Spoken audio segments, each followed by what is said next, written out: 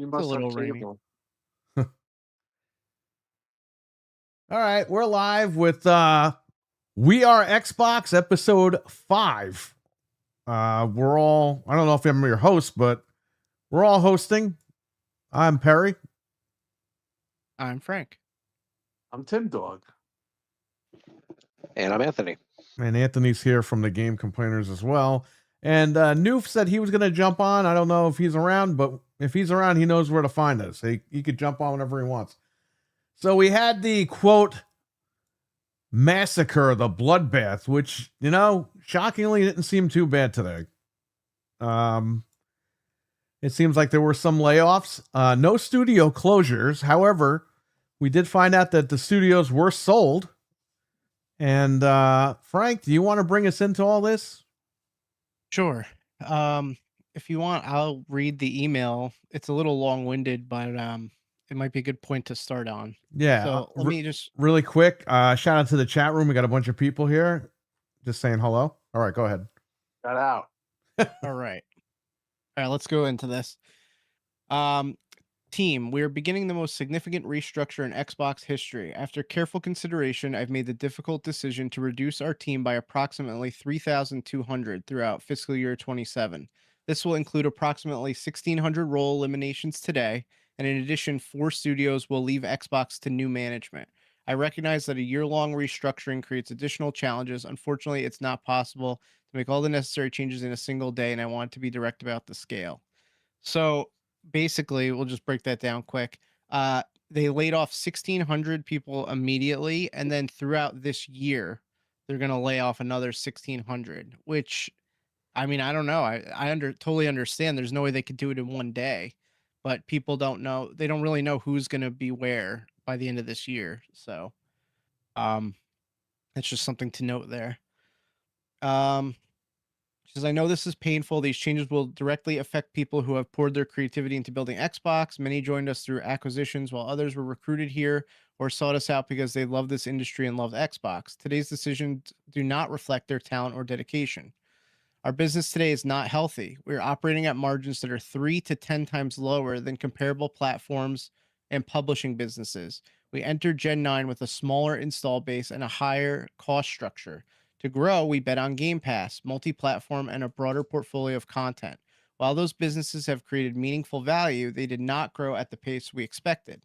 As that happened, our core business weakened and we added more teams, more investment, and more time, hoping for a better outcome. And now the industry is facing the most severe hardware crisis in its history. We must reset Xbox. So that's good. That's she's being totally transparent there. Like we all said, I think every one of us here at some point recognized that this brand was not healthy, despite what people were saying. And this is something that needs to be done. Whatever they were doing before wasn't working, so they got to do something different. Yeah. She says, "Oh, go ahead." No, we took our digs earlier. We did this show. We did the other show earlier today where we took our digs at everyone. Oh, Game Pass is profitable, blah blah blah. And we were like, I don't know, man.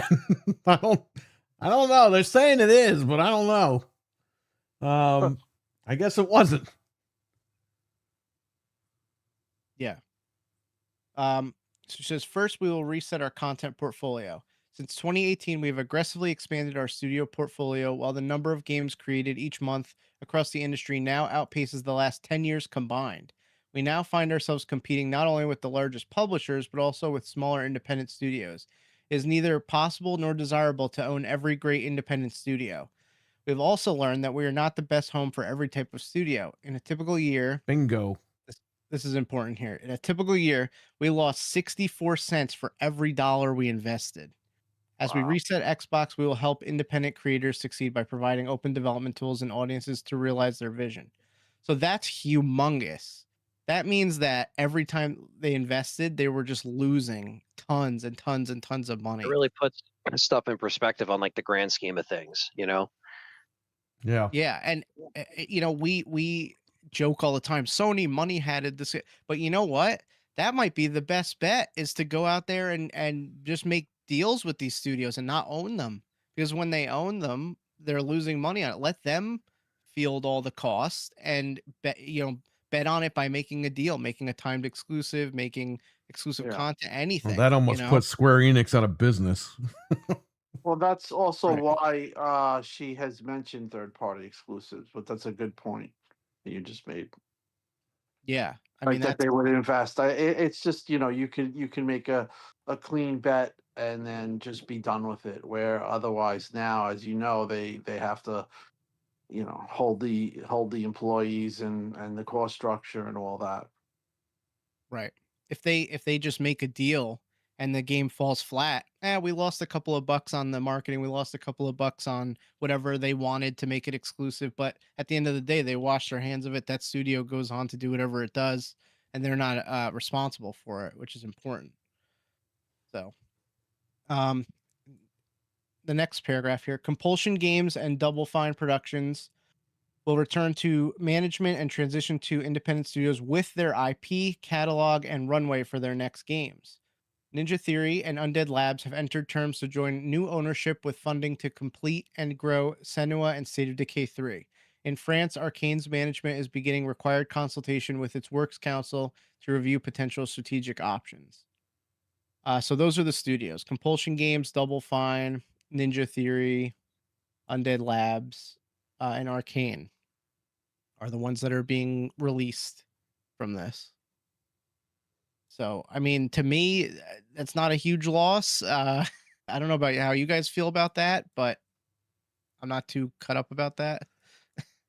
Yeah, I think we all expected that. I think one of the things the takeaway was a lot of people were very like villainizing Xbox for showing Undead Labs and their game and showing these studios games off that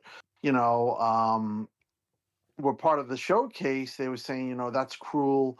But in the end, that might have been the reason why they got sold or they got people interested. I mean, State of Decay 3 looks pretty good. So obviously that bet on their end worked. And, I'm sure you won't get any owning up to that. But, people really were, making Xbox like out to be this,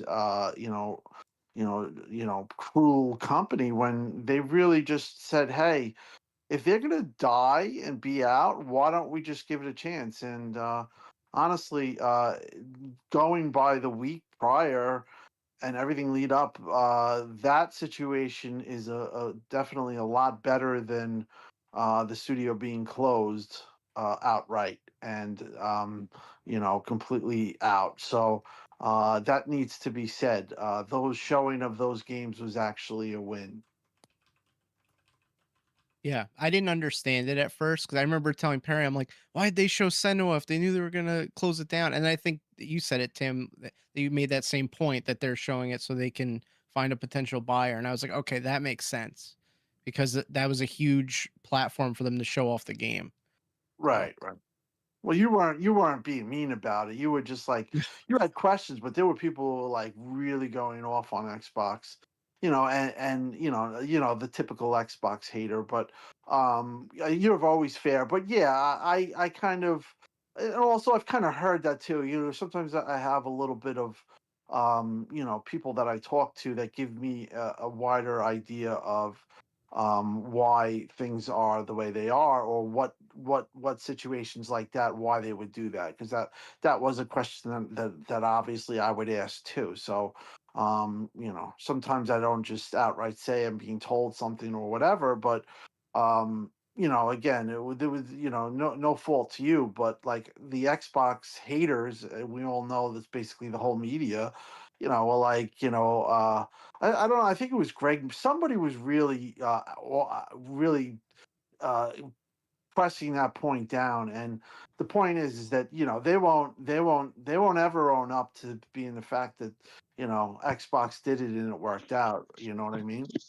oh, of course, they'll never admit it. No. No, they'll tell Satya to eat a bag of poop or whatever, like Greg Miller did, Yeah. and just everyone will act like it's normal. Like, okay, all right, whatever. But go on. Okay.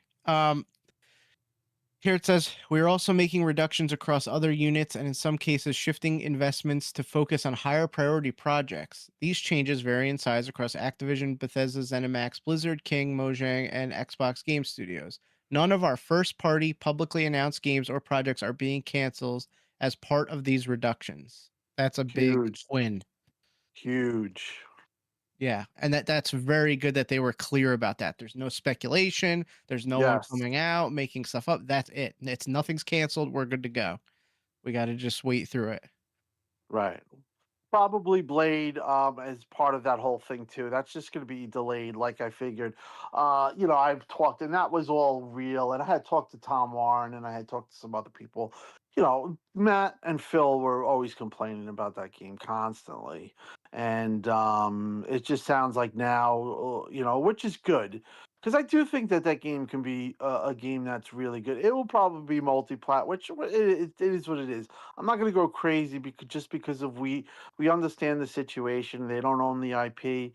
But who knows at the time? Maybe you could tell Osh is super, super exclusive, and probably the reason why Blade was so a hot topic is because she probably realizes, hey, this isn't, the movie's gone, and I have to make this multi-plat, so I think that what we're going to learn about Asha is that um, she's going to always look to you. She's going to look at all these studios and realize they are an asset and they are have.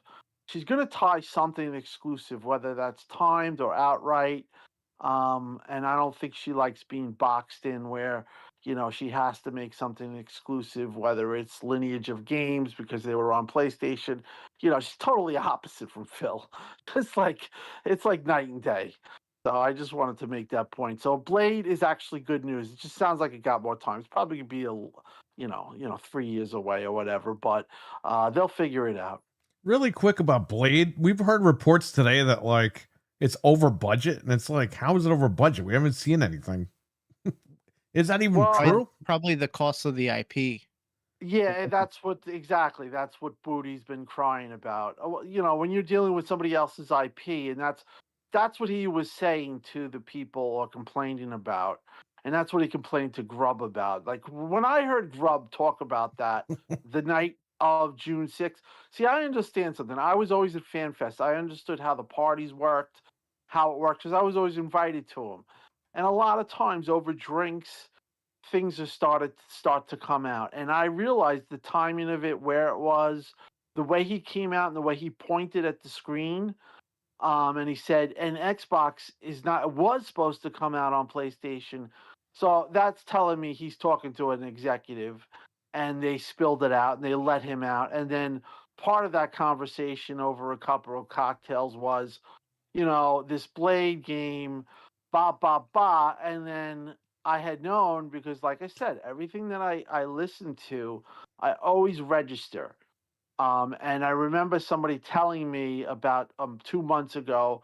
We were talking about the multi-plat thing, and this person's in the know. They say, Tim, Blade's not exclusive, and I go, why? He goes, because I was talking to so and so, and I heard this person talk to so and so, and they're complaining about they'll never do another person's IP that they don't own. So there you go. There's your answer, Frank. And additionally, I talked to another source that said the same thing but Phil was complaining about it. So they realized, it was over budget because you're dealing with a huge IP and it's not theirs, or I guess the cost of that. I just know that they were crying about it. But the good news is that it's back on, and they're going to move ahead with it, and it's not getting canned because it was very close, I think, to getting canned. Yeah, I remember the movie was like in development hell, and I was like, this is not going to bode well for the game because if they could have coincided it would have been great. But It just didn't work out. Yes, and I think, which I'll go into later, I think that that's gonna be a running theme with Xbox, and part of, later in the statement when you go in, I'll explain why that is. So just I think it's the next paragraph Okay. or the Um, paragraph after that. let's see here. In addition, Mojang and King will now report directly to me. These two studios have increasingly become platforms and are our largest by monthly active players. They bring critical geographic, demographic, and differentiation to Xbox. Second, we will reset our platform. We know that great technology gets better when it gets simpler, not bigger. Today, in some parts of the company, work passes through as many as 14 layers of management. Our platform teams are Wow. 40% larger than they were at the start of this generation, even as our player base and playtime have declined. That complexity has slowed decisions, blurred accountability, and made it harder to deliver for players. As we reset Xbox, we will simplify.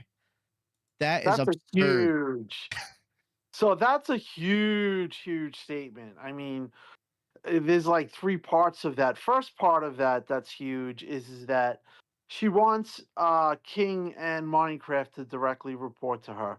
That is, in my opinion, that's a real good sign because she's recognizing that that's their cash cows. Yes. Okay, that's huge IPs that they can facilitate and bank on, and the fact that she wants them to report to her means she wants in on that, and that's a testament to her. That's more work for her because a lot of times CEOs like to just push it off to the 14 teams, but that's huge. So that's part of that. I like that she did that. That means she's really into this. She's like she's not there's no vacation. She's just into it. Like this is her life.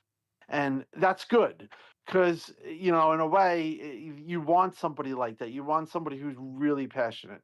That was a huge point of that. The 14 layers and all of that stuff also very awesome that she says that because that's always been a problem. She wants to be fast. She wants more pressure on a select amount of people so that you don't have 14 people pointing fingers at each other. And it's just a complete spiderweb mess. Love that she said that. And just that whole statement right there really shows how serious she's taking this, how the leadership is different, how there's going to be less excuses, shorter turnaround time, um, and it's going to be like if she wants 5 layers, those 5 layers now are the amount of pressure is going to be a lot higher on them, but I think that's kind of what Xbox kind of needed because, they had like 14 layers. Think about that. This is way too Insane. much overhead. And I always talked about that. I always said there's just too much people, too many cooks. I mean, too many cooks, not enough chefs. I remember saying that to somebody. But yeah, that whole statement, I really like that statement by her, and I think that that's kind of a snapshot of how she thinks. She wants a high pressured environment. She wants people to take responsibility. She wants things fast, and that's where I really like it. It has to be fast. You have to be able to make a phone call. Hey, this is what's going on. Let's fix this today.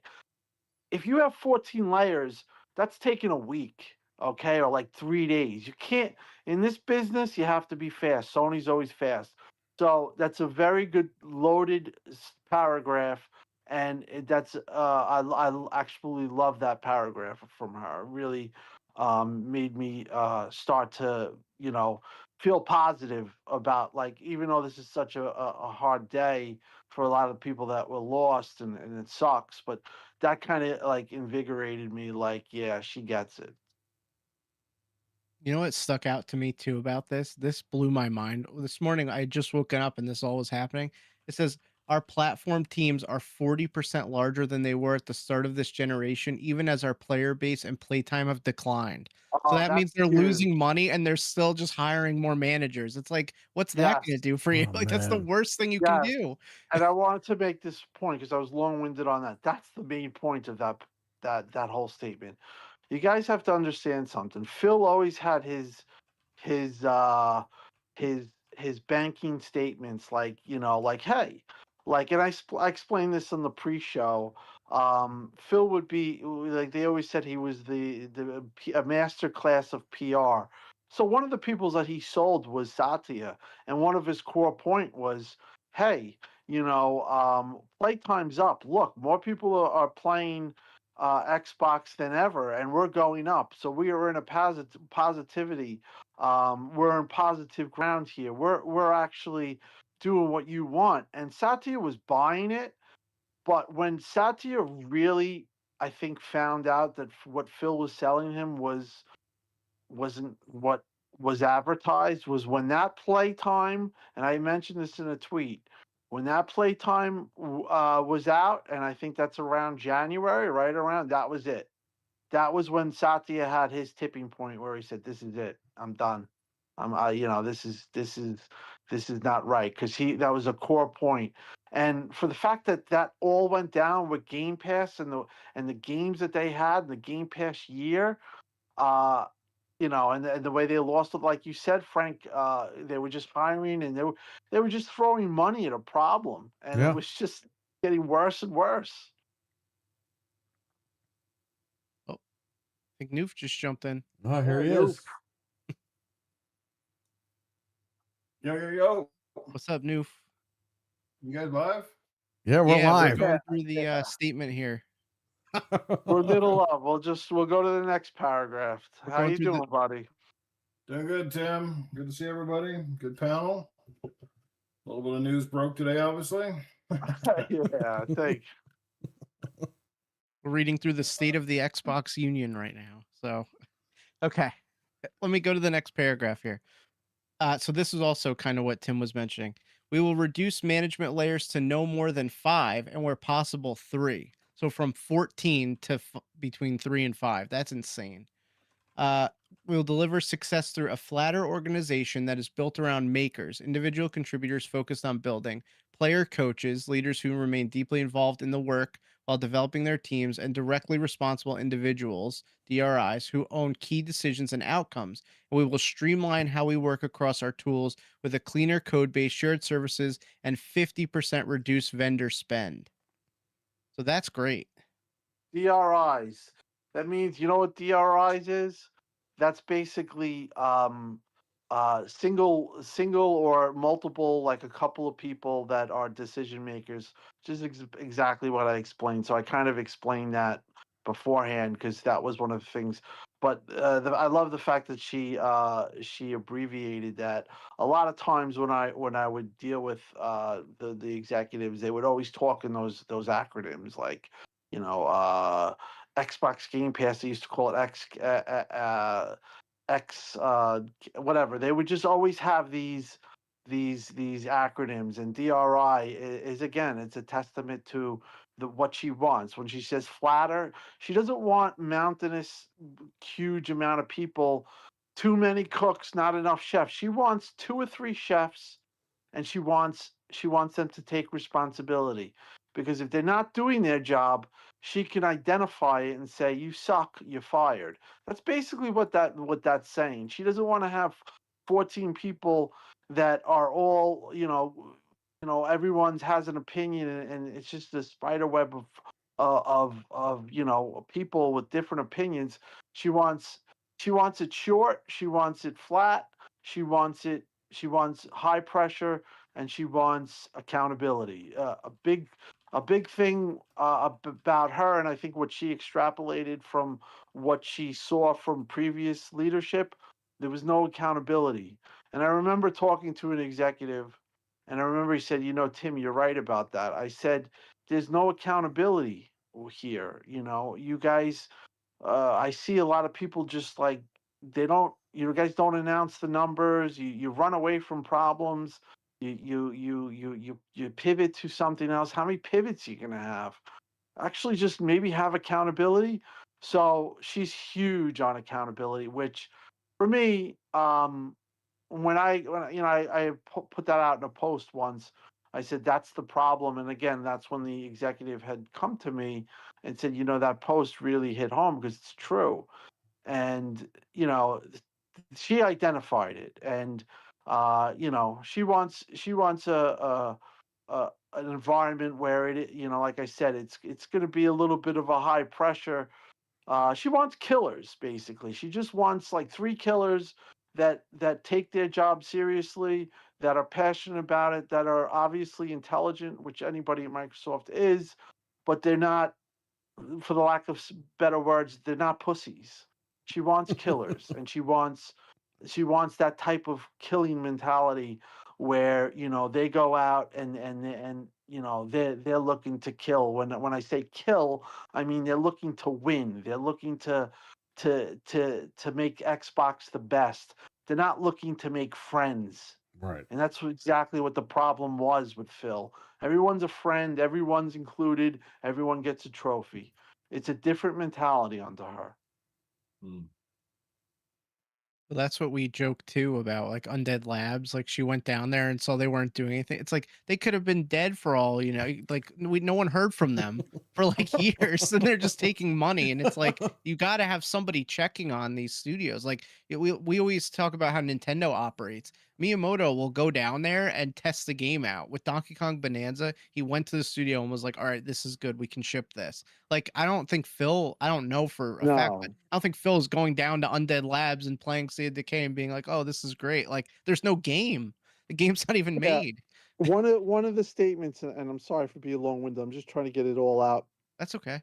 before I get going, but I still got some time. But I remember Sean Layden, and I talked to him in DMs about this once, and I was, because I talked to him a little bit, and I did a little bit of research on him and stuff like that. And one of his management styles, and I could see if I can find the article. I'll send it in the chat, in the group, is that what he loved to do was he used to go to like a studio or a workplace, and he would just walk in unannounced, and he would say, walk with somebody that's just like a low level, and said, show me what goes on here. Because when you do that, basically you really see a lot of times, when you come in announced, and it's a big tour, and they're all ready for you. But Yep. if you come there and you actually, he said he liked to just like, you just walk around with an engineer and have him show me, because that person honestly will tell you everything about, not in the way in like he'll tell you verbally, but you'll just see, you'll understand where he takes you and what it's about. um and I thought that was such a keen observation by him, and such a shows what, I had my problems with Sean about the way he was taking shots with Asha, but let's be honest, the guy was a fantastic president for Sony, or whatever his position when he was running it. I thought he was a killer. He really did a great job. He was basically undercut by Jim Ryan with the gas initiative and all that stuff, but that's another podcast, another story. But the point is that that's a great idea, and it sounds like Ash is like the same type of person. Again, when you have a huge ego, and that's what I kind of like about Asha. She doesn't have a huge ego. She's humble, and not to say that Phil was this egotistical guy, but in a little bit of a way he might have been. Like I couldn't see him being that entrenched like that. Like when he came, it was like he was treated like a king. Oh, it's a big story, let's have press, let's take a little bit of a picture of me playing with Murray at the initiative, and it's a big joke. Like, that's where you get the nitty gritty. And I have to say, I remember Sean, I remember that article about him, and I'll find it, about how he, how he would learn. And honestly, that's what's needed. You need to sometimes go there and see what the hell's going on. And it seemed like there was no oversight Xbox, and that's why you had games that cost so much money and took 8 years to make. Yeah. You know what I mean? Like, you need to have people like to come down and you know see what's really going on, understand what's going on, not be told by some high level guy, hey, yeah, everything's okay over there, and then they're all party. You know what I mean? Yeah. Well, it's not like the warning signs have not been there, you know? I 100%. mean, if you go back to Halo and all the troubles that that game had, and that's your franchise, that's your big one, First red that's your flag. showcase, that was your that's the thing. The Halo could not seem to find its way. Go in and then it'll change direction and go in, something else is wrong, somebody else leaves, somebody else comes in. I mean, how many times? I don't know the exact details. You guys Yeah. remember better than me, 3. I but that think it was the was first red 3. right? At least Three had directors, I think. multiple directors, multiple obviously trouble with the engine, switching things over. That was red flag number one.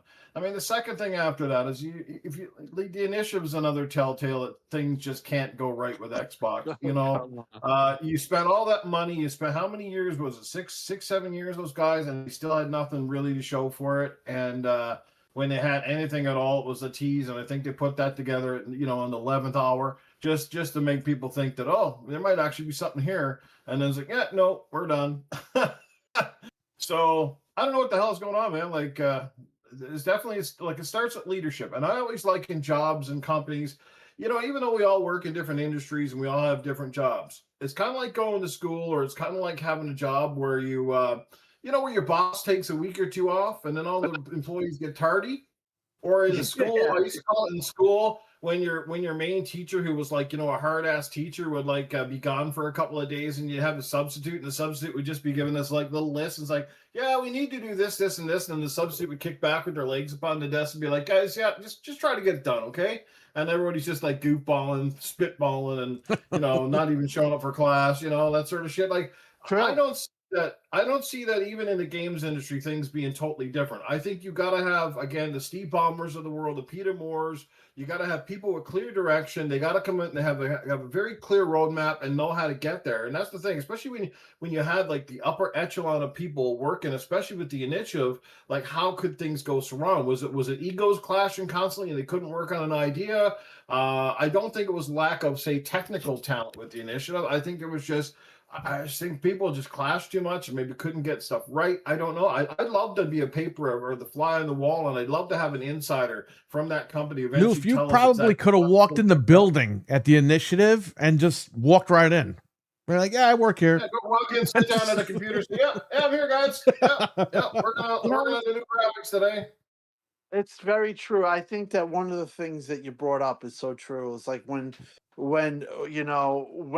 you don't have a lot of times you look at a lot of like the leaders that actually have changed. Like I always remember a quick story about Jobs. My uncle, or like my step uncle, my wife's uncle, um he was I think he was the COO of Adobe with Steve Jobs, and he said, Jobs was the biggest asshole you've ever met.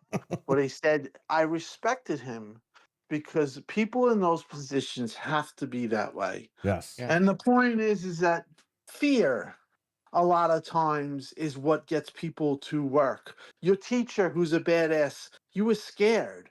But when you don't have a teacher that you have a substitute, then it's like, hey, let the party's on. And I think again, I think it was a lot of it was the culture. And I talked about the culture many times about Xbox. It was just too laissez-faire. It was too lax. It was too it was too much about making people happy and not about task at hand. And like with the initiative, you look at that whole situation.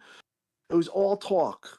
It was and when Drew Murray left after like 3 months, that was like a huge red flag. And I remember at the time, he concocted a story, and I was just like, that story's not real.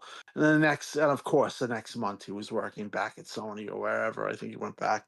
But the point is that that was a red flag, and there were many red flags, and I had saw a lot of those red flags, but the 4 game was the tipping point for me.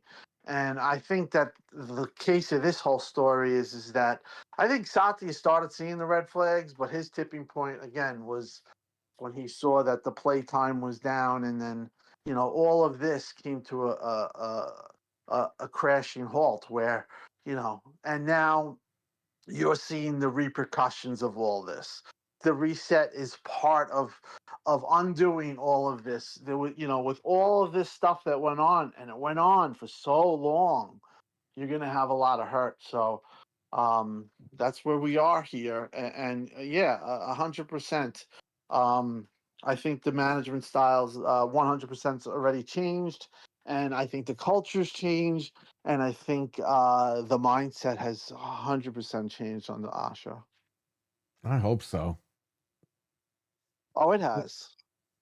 The DRIs need to be like the health inspector. Just show up randomly on a Tuesday and see what these people are doing. That's Well, what they really that's need. the killers they want. They want mini jobs that they want people that that aren't going to be as much as as much as I like Craig Duncan, he's the nicest guy in the world. That's not a guy that people are gonna fear. Even though he's a jerk, Myerson was somebody that everyone feared. And it was like Ybarra told me, Ybarra, everyone, that guy is somebody you fear. Yeah. It's because those people, like, you're not doing your job. What are you doing? Like, what are you doing all day? And then, Yeah. like you would talk to somebody, like it seemed like under Phil's, leadership, and then that's like you can't talk to somebody. You have to go to ethics training and stuff like that. Now I get it. I'm not talking about being abusive or being, Yeah. Just bad to your employees, accountability. but you have to have accountability, and you also, you have to have a little bit of, hey, do your job. Like, why do I have to call it can't always be nice. Listen, it's like any other job. Like when there's things that people don't want to do, guess what? If they don't have to do it, they're gonna try to find ways to do it. Whether it's going into that for lack of better words, like to go clean the bathroom. Nobody wants to do that, but somebody got to do it. And if somebody doesn't do it, you have to have somebody say, hey, get in there and do it. And if that person does it, guess Yeah. what? You're gone. Yep. It's Well, like let me- that's just my analogy. Well, let me tell you this much. If I'm working at a company, I'm certainly one of the leads, and my game is over budget and behind schedule, and I'm coming in at 9:30 in the morning, and I still got pimply nose out in the corridor drinking their fucking lattes. I'd be like, you know what? You better get your ass behind that fucking computer, and you better get shit done today. All right? Yeah, exactly. And again, the West Coast, I think that like one of the things about the initiative I remember them selling wasn't like, it was like, I remember, and I thought it was odd, they're like selling, they're like, guys, it's going to be on the waters, we're going to have a studio on the water by the beaches, and they were selling the life in where that location. I forgot the location, Why are you but looking out the window? You should be looking at the computer screen. yes. You know what the killers do? They say, put blinds up. Everyone's, you're on the screen. Now people will say that's cruel, that's wrong, that's again, It's it is, work. It's it's work at a work. company where you're trying to Yeah, make money. It's not your home where you're having fun. right. So I don't want you to think that I'm advocating to have some type of evil mindset, but I do think, like anything else, when you have it one way, people take advantage and it goes too far. And it went way too far on the Phil. Now you have somebody who recognizes that, and they want to kind of bring it back the other way. Again, a happy medium is always the best case scenario, where you have a happy employee, but they are required to get things done, and you're not over budget, and you hit your goals, your milestones, and there's not always a story. Yeah. Tim, do you think that some of it too was, taking an external look at what other people are doing? Case in point, like Nintendo pumping out some, regularly titles on a regular basis, as well as the Korean developers, some of the overseas developers, which are smaller studios, and then looking at someone like Capcom, who was on death's door a couple of years ago, and that's completely turned things around. now has some of the most anticipated and highly crafted games in the industry. You think that you know, it wasn't just internally, they were looking externally at what people are doing. And I think Sony is kind of heading down the same road as Xbox right now, too. If they don't start to kind of, you know, get their studios up to snuff, because I'm hearing there's like some rumblings even with Naughty Dog. Like, you can't rest on your name forever. You know, it buys you time. It's like Playground Games, right? They're considered now the pinnacle of Xbox. But if it wasn't for the fact that they built highly successful Forza Horizon games, would Fable also be like, you know, kind of in jeopardy per se? Like, I think they've granted them more grace with Fable because of who they are, but this is where we're coming from, right? You got to look around and take examples from the industry and go, man, we're really behind here. Like, we have more than one studio, we have more than two studios, we have more than three studios who can't seem to get diddly squat done, and we're into 6-7 years, and you're not even at pretty much like the beta phase. You know? Well, I think one of the things that you brought up is it's an excellent point. I think part of the reason why Sony's in the position that they're in, and the reason why you're seeing these cracks in their armor and them screwing up all over, or you know, I've talked to you guys in the thing. I said the screw ups are coming. I can sense it, and sure enough, they're landing. And part of that is because when your competition sucks as bad as Xbox was, and as much of a joke, and it's just so obvious, like it was for just like for me and for a lot of people here in 2024 when this all blew up. Like when you have that as your competition and you're just bludgeoning your competition, guess what? You kick up your feet too. And that's what happens is it's like you look at Madden's no competition. Well, you used to Yeah. remember when you have, listen, it's the everyone says it and it's so true. When you have great competition, guess what? It just raises the bar. And Yes. right now, you're seeing the bar low, and so much to the point that Sony is making dumb moves. They're resting You on know, their like laurels. they're resting on their laurels. Like they haven't spoken in 5 days. And because what they did was is Yep. they said, okay, once again, they were banking on Xbox to screw up and be the evil villain. Part of it is they pay people like Christopher Dring, we found out, and the media is on the take or whatever. You know, who knows? Once you have Christopher Dring and that whole thing come out, and that's horrible. Yeah. But when that happens, and all that stuff, you're just saying, okay, what we'll do is we'll just announce the digital and we'll just let it go. You go on vacation, don't care, don't answer anybody, and then Xbox thing will come today. And they were banking on the pitchforks and the world to end on Xbox today. And guess what? They kind of weathered the storm.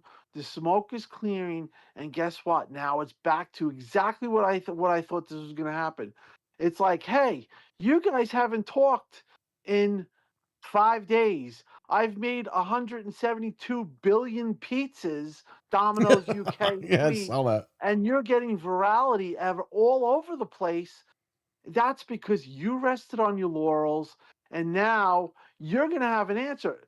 For them to do that, not have answers about, hey, if your games are, like they just threw out the statement, said, okay, let's just be quiet. Everything will go the way it usually goes. It'll blow over. We'll come back and we'll post about, they'll come out with something tomorrow that'll make the fans happy or whatever, strategically. That doesn't work you know what I mean? That can only work so long. And now that Xbox is getting itself in a position where they can actually be, or an actual competition to Sony, they're gonna have to. They can't be able to. They're not gonna be able to do what they did right now. They're in a bit of a pretzel because when the next official tweet they have, everyone's coming for them. Oh yeah. Everyone's coming for them. And they created this because, again, like you said, people get lazy, whether it's Phil Studios because there's no oversight, nobody there, 14 layers, everyone's pointing fingers, it's over budget, nobody cares, everything's just blowing up, it's just festering and festering. And when that all happens, people take advantage. And now you're seeing Sony take advantage because they're that arrogant. And the only reason why they're that arrogant is because Xbox has been so bad, and so with their communication and all of this stuff that's been going on and on and on. So I do see a lot of things changing. But again, you don't want Sony to die. You never want Xbox to die, because you know what? If Xbox went away and they got their wish, and these Xbox haters got their wish, guess what? Sony will become what Xbox became. They'll just not care. And guess who's they'll just charge us whatever, lock us Yeah. into the game, and then who pays? We pay, the customer. So you always want competition. You always want fierce competition, because fierce competition raises the bar. Yeah. That gets, Sony, when they were on fire, look at 2016, Xbox was coming a little bit, and they were coming back. Sony was on their game, man. They had 5 games they announced, AAA huge games, Spider-Man, The Last of Us, you go on and on and on, Days Gone, all these games that they did in 2016 E3, they had the orchestra. That was like, that's when gaming was really at its best. Again, when you have strong competition, it breeds, better, it just better gaming environment. Just everything for us is better. When you have laziness that's going on, you have what's going on. They haven't tweeted in 5 days, and that's a testament to what Xbox had become. They become irrelevant. Well, they didn't even let the body wasn't even cold yet for Xbox, and Sony already said, all right, digital only, disk drive is done. Like, they already started running roughshod on everybody. You know what I mean? Because, I think they misplayed this, though. Oh yeah. Because now I think Xbox kind of is going to get out of this, and then Xbox is set up. Yeah. They got Halo, they got Gears, they got Fable, and it's in a, and they also got GTA, which Sony does too. But they got, Xbox has 3 huge games. One's a remake, but 2 really huge games that are coming out. One's exclusive, and they're looking good. They also have a great Game Pass lineup too coming up. So Yes. the days of Xbox sucking might really be kind of over. I think they're on a new trajectory after this reset. Yeah, and by the way, Sony keeps removing. They keep having the community note being removed from the disk drive announcement, or I'm sorry, the no disk announcement, and the fans keep putting the note back up. Worse. Yeah, they took it down 3 times, and it's making it worse because, like you said, the minute that they tweet something else, it's done. Like, that's gonna get bombarded. Wow. Sony fans, I mean, they got probably have a bigger disc library overall than most Xbox but fans, Noof, because they've been largely imagine, physical, right? Listen, we felt 2 years ago that Xbox screwed us bad, okay? Imagine the PlayStation guys right now that invested over 10 years so far. They jumped from 360 to PS4 to PS5.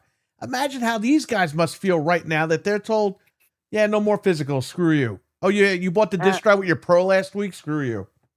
And I'll tell you one thing right now: Xbox is definitely considering a physical add-on. Oh, it might be, to.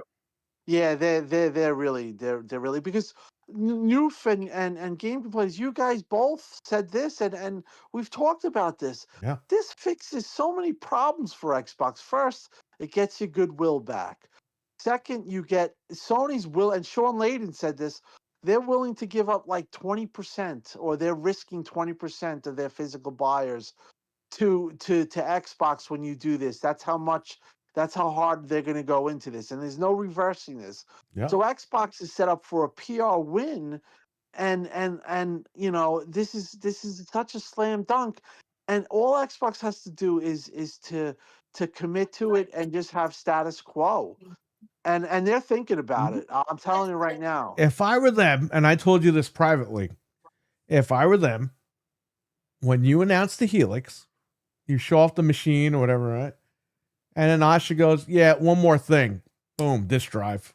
Like, that's I think it. that's what's going to happen. You win. To be honest, I think that's a huge thing. And I think that the longer this goes on, and the longer this keeps happening, the more Xbox is going to go commit to physical. And don't You know and what I mean? people And they'll can't say leak it we out. offer best. And the craziest thing is that they can just offer physical, and they could also say, and also as far as your digital, you guys own this. We do this differently because Xbox has been setting up for an all digital environment for years. So Yes. they're light years ahead of Sony. Yep, they have I mean, you all could the games play on the your servers already.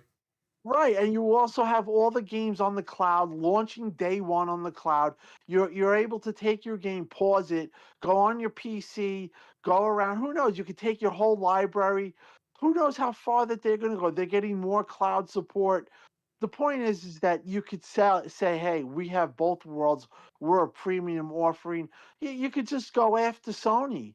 So the point is that Xbox, as dead as everyone wanted it to be, who hates on Xbox, and all of that is totally like reverse thrown on its head right now, and it's nice to see that Xbox is actually they didn't like the old Xbox. I feel like would have just said like been like Jez and be like, yeah, we're also doing it too, and then everyone would just start complaining to Xbox. Right, You know right. what I mean? Or like everyone's on Sony right now, so all they have to do is stay shut up, and they Yes. are shut up. Stay shut up. Don't leak it. Don't have anybody leak out. Oh, there's a disk drive coming. Don't say any of that. Don't. You know what? Pretend like it didn't happen. Pretend like you're going with the flow. And then when you announce the Helix, that's the 1-2 punch. You win because physical media is a big deal for everybody right now. And listen, even if they make the disk drive and they don't make a freaking game that goes in that disk drive, as long as it plays your older games, that's a win anyway. So all they have to do is just be quiet and get this thing out. Yeah, it's a I- huge deal, honestly. And people will pay for Just the drive, as we've seen with Sony. People will pay the extra money for the drive. yeah, I had to get one for the Pro, as reluctant as I wanted to be with like having to spend the extra money, because I have such a massive like movie collection, and I want to be able to watch my 4Ks on something. I think just having a disk drive in whatever this next project is for Xbox, I think it really is essential, because they have the ecosystem. You can go and pull, a disc off the shelf from 2001 and play it in your Series X right now, and that's awesome. That's a beautiful thing. PlayStation doesn't have that. You can't just put PS1, PS2 discs in there and play them. So that's already an advantage, and they really, like you said, don't like leak it. Don't put it. Just do it. And even if they stop producing discs, which they will, because Sony's going to shut down all the plants eventually, that's inevitable. That goes for DVDs and Blu-rays and 4Ks. So it's very serious. It's a lot more serious than some people might think. But I think having the option, even if it's a add-on, if it's not packed into the actual console, Right. you have to have that there because they have a great ecosystem. Everything just works and runs, and you play Xbox 360, Xbox One, Series X, like everything just will play in the machine. And you'll just look like the good guy right there, regardless of what happens to the actual plants, to the layoffs, and everything that happens to the discs. So, they got to do that, man. They really do. Well, I heard one of the things that, and one of the reasons why the stock went up too, was that obviously the investors like that because they see more money, but the workers actually are repurposed doing something else, so there isn't actually any layoffs with that particular plant that they talked about. They're just being repurposed to do something. It sounds like spying or whatever, but What whatever. the um hell? I don't know. That's what it sounded like to me, but that's another conversation. But the point is like Anthony, you nailed it. Basically, just have the goodwill, and the share that you get back will pay for the amount of it costs to keep it up. Now I get it. But we're just like I talked about earlier, I think it was pre-show, or I don't know if I mentioned on the show, like we're entering a different addressable pay crowd. So meaning like when we go up to $1,000, when you're up there, money is kind of you're not dealing with the same casual audience that, you know, disposable income is only $500. When it's $1,000, that's like something that's a totally different ball game. So if they have to add on the whatever, like if they have to make it an add-on, or however they can do it, they can do it, because they'll get the people that they get in their eco that are buying the games, and the share that they get, because they will definitely take a share back. Now how much, I don't know. That depends on how, you know, how well they do, but yeah, you're gonna get some people back in a real way. And that's essentially what they're gonna do, what they say they want to do. That's what you got to do. So I do think in the end they're going to commit to physical. But again, it's like you said, in one day, just Sony's just going to stop Blu-ray production. But at the end of the day, they'll be the bad guys. Where you were the bad guys, and being the bad guys in 2013 when this all happened, or 2012, that had spun you so out of control that, you know, you really were playing catch up the whole time. You know, you can go point by point, year by year, but now, you know, it kind of, in a way, resets Xbox with the public opinion, Yes. because what happens is that when you do that, then you become looked at differently. You're not the, the big bad wolf anymore. And I don't think and again, Satya cares about one thing he cares about is this is one of their last customer facing product that they have. They have obviously the cloud. Windows is not, that's really, like you're talking about real customers. And that's me. This is everyone here. And the potential to grow that means something to Microsoft. So that's you're basically got a red carpet layup to just take. And I think they're going to take it, to be honest, which would be huge for them. I mean, I think that it would be a real good way to. That's the way you announce the Helix, because everyone will be excited about the console, but they'll talk about that more than anything. So just shut up and announce it with the Helix. Yes. Exactly what you should do. Good points to everyone making. And it'll show And that Xbox, unlike Sony, is giving options to the customer. And that's the 1-2 punch, in right, my and then opinion. they could also say, and we do digital better than Sony. You could really go after Sony, saying, hey, you could put. Listen, a lot of people were giving them crap, like that Play Asia account, Oh which yeah. is which I totally killed. But that account was like they're the devil, Xbox, and then Sony does the same thing, and they're like, well, it's the industry. It's like, holy, like what do you like? Who's paying you? Like honestly, it was like to such the drastic takes on both ends. But now you could say, hey, we could take your game and you could put it in our new external disc, and you can convert it to digital. You can trade that game. You could turn it in for money, for store credit. You could gift your games. You could do this. You could do that. You could do this. You can't do this. You could have a checklist of everything that you do, and physical have a check. And Sony, what you can't. You're built-in marketing, man. They're Yes. built-in marketing plans that you don't even need. You don't even need a conference table. You could listen to anybody. It's just a slam dunk. And Yeah, again, it's all lined up. It seems it's all like it lined is. up. It's really is one of those It's a things. free Like, shot. yeah, it's a free shot, and Sony is just because they didn't have much competition the last couple of years up until this point where they're starting to turn stuff around to where Xbox is now competing again. Now it's a reality check for them. It's like you can't just go off and do all these like crazy things, these like insane like crazy ideas, and they just get away with it. It's like you got to that's why you keep them in check with stuff like this, and people are letting their voices be heard, and it's a great thing to see, because some of these corporations, when they act a fool, it's like, who the hell's going to hold them accountable when there isn't competition? So I'm just very happy to see that this is like a wide open opportunity for Xbox to really dig in there, and like you said, just kind of get everything in line for when they announce this thing, and really get people talking about it in a positive way, especially if there's somewhat competitive pricing. it's going to be a win-win. Because if you make that even just the slightly cheaper than the 6 in any way, that's a home run. That's a home run. But this, like I said, it's like handing them a small win on a silver platter. I get that, but I want to remind everyone too. It's once it goes back to Microsoft's court, and if they should, do those things, and they should please gamers with those decisions, it's on us to help out as well. It's on us to show them that we hear them too, and that we're ready to support. Like, I understand that most of this community largely buys digital.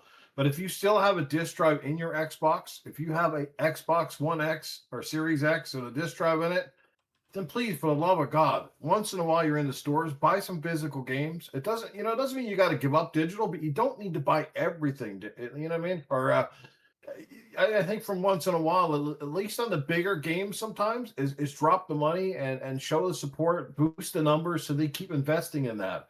At some point, yes, there will be a time when the old fossils like me will have to, call it a day, and we're gonna have to pack it in and go, you know what, this is where the market goes. And it's not the fact that a lot of us aren't willing to accept a digital future here. What does bother us is what we've seen Sony just do. Yes. Is basically dictate how they want to run the business with no option at all, slam it right in your face, basically. And second of all, it's all these seedy shit when the stuff is digital. Like, no, you're not getting the same deals on the games. They're not taking $10 off their games because they're on the store digitally in most cases. They're going to jack the The price other up. side of the coin is they'll jack the price up. Yeah, we're worried about them just dictating everything. Then basically telling you to take it in the trench and no lubricant.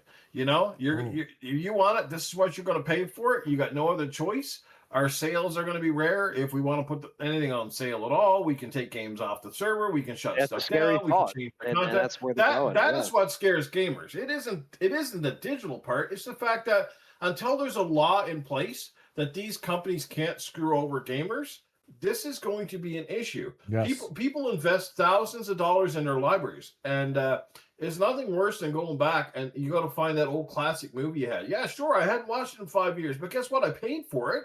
And then you go back to watch it, and it's completely up. And how many movie stores, you notice that? How many movie stores have they all shut down? Right? Yeah. Microsoft was lucky enough, if you bought stuff from the Xbox store, they still kept it. I can go into, my TV and video, and I can still watch the stuff I paid for, but they no longer have a movie store there. And who's not to say at some point somebody says, oh, well, the content they paid for, we're taking that down too. There's no more rights, or we got to buy some bullshit from Paramount or Warner Brothers or somebody else. This is what scares gamers. It's not the digital side. It's the fact that these friggers think they can take our money and then just kick us in the ass. And Anthem is the perfect poster child for a great game that had all the potential, and now that's gone. So there's $80 down the drain Canadian that I'll never play again with my friends, even though it was a good game and didn't do that great. So they need to, these games that are going to live on, they're going to have to provide servers. They're going to have updates. You're not just going to pay them and they're like, yeah, it wasn't as successful as you wanted, so we're just going to tell you, too bad, Yeah. Well, one of the points that I wanted to talk about too, but I couldn't remember what I was thinking was. And it's a point that you guys always made, the viability. Like, you could now add, now that you have boxes, you could buy space back at these stores. Yeah. And you now have a point to talk about. And guess what? Stores like GameStop, they're gonna love you again. They're gonna free promote you. I mean, it really all lines up for Xbox. And a point of digital ownership. I think I've talked about this. I think on my space. I think I talked about it here. Our rights as digital gamers are pathetic, okay? Yeah. When you watch a movie, there's no way that you can get banned off of your television, okay? When you watch a movie, you're not talking to anybody where you could say something that's politically incorrect, that because some antitrust law or whatever, because the government takes that you can't say this or that because that's banned words, and then your console's banned, and then your account's banned, and you can't get your games. There's no protection for us. Yeah, nothing. So for them to do this without all of that addressed, it's just too much. It really is too much for any of us to accept. and that goes for Microsoft too, because Microsoft is, Yeah. you know, they'll be the first to, just because you say something that they didn't like or somebody's accused you of, or if you get hacked, okay, or some drunk person signs into your console and starts using the N word. You know, listen, you might have an idiot, or you might have somebody that, you know, you listen. Life always has crazy things that happen, Yeah. and there's things, people get hacked. Again, when you watch something on digital music, or like digital music or digital TV or a digital media, like on a movie, it's one way. There's no two-way Yeah. transmission. Totally different with games. It's there's nothing like it. So that's why there's really no protection. We have no protection, and we need it. And that's why this can't. Unfortunately, Sony's going to have to. They're going to either have to reverse it, or they're going to have to. This can't go on. And I talked about this with Ybarra, and he agrees. Yeah. We have no protection, zero. Mm-hmm. They can totally take away our games, and it's not, and the way it's going, guess what? They will, if it just Oh over yeah. something stupid. Yeah, our buddy Noof, your buddy Mental 9R, our buddy in the chat, Yeah. his account, his son's account just got hacked, and Microsoft told him to F off. Really? The guy added himself on their family thing. You know, Xbox, you could create a family with your sign-ins. Yeah, yeah. Some guy from like a different country added himself as a family member. And he's telling Microsoft, like through the AI thing, like, that guy's not part of my family. Like, and they're like, oh, well, sorry, we can't help you. So he's screwed. So he's not too Man, that's happy with messed up. that. Yeah. So that's an example of something that could happen, you know?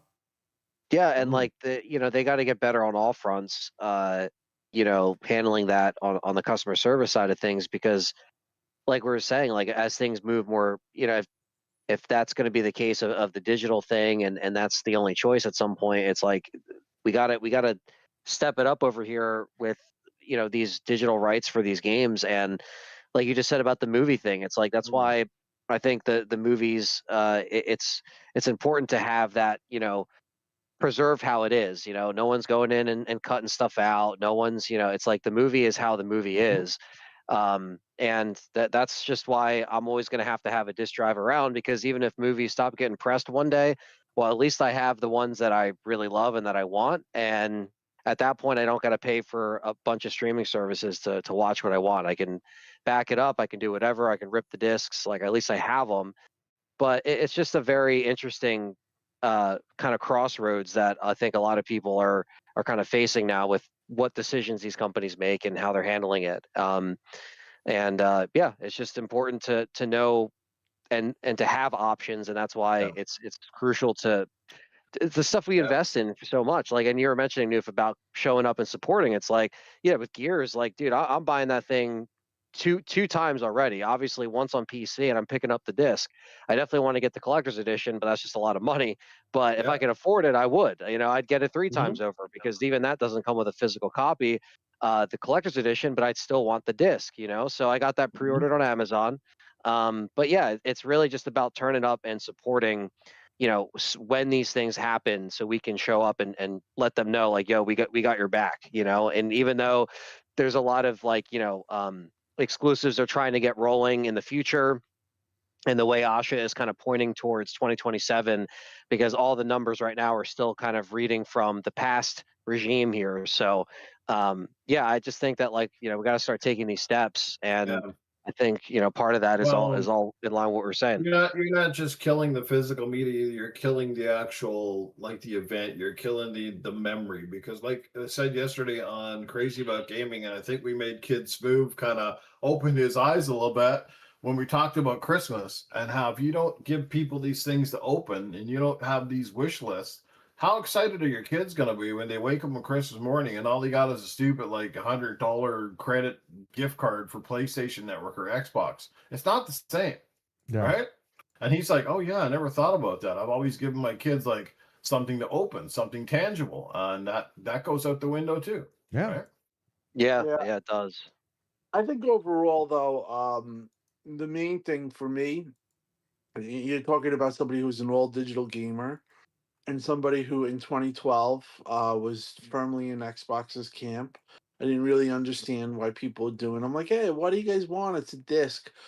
But as you get older, you learn, and you also learn about how things are unfair and how people aren't taken care of. And the fact that, a lot of people used to always say corporations are not your friend, and I never really understood it. Now I do. You know what I mean? It's like, when you're 21 years old and you see the old time and he's like, this place sucks. And you're like, why is this guy saying it? But then when you're that 51-year old, You then get you jaded. realize, it's just true. You just learn why people get pissed. And it's because these corporations take way too much advantage. Oh And yeah. I'm not saying that Yeah. Microsoft would be, it's just that No. Sony did this, but the thing is that they did this on a whim. I think. I don't think that they were planning on this. Maybe they were, but the fact that they didn't really have a backup plan where, they didn't explain this or communicate this at all. And then like all these things about the digital ownership and all these stupid things that happen, a lot of times it isn't people's fault. You know how many times people in the community come up to me and sometimes I've got myself in trouble, but not myself in trouble, but like they come up and then, there are legitimate cases, but there's also illegitimate cases where like I remember, Yeah. the enforcement team, I had somebody look at something and then they showed me like, the person showed me like, this person was doing this and this. And I was like, it's like, I was wrong. But, you do get cases where people, are wrongfully locked out of their Mhm. accounts. And it's like, well, dude, I don't want to, I own 1,000 games. Yes, me You can too. tell me that Yeah. my account's banned and I can't play those games. I Yeah. can't connect. It's like It, crazy. that's crazy. There needs to be better customer support on Well, on all ends, on both listen, Sony and Microsoft when Yeah, it here comes to that stuff. 100%. here's the thing. This is a chance for Asha to go in there and kind of look at this and see if maybe she can revise the Xbox terms of service for digital. This way it eases people in and it relaxes them while she still offers you that disk drive for the Helix. If she Yeah. can come out Something on that they could definitely stage, work on. if she could come out on stage, introduce the Helix, and then go over like, basic points, bullet points of, hey, if you get banned, you're not going to get locked out of your games because we're doing this. You're protected because we're doing that.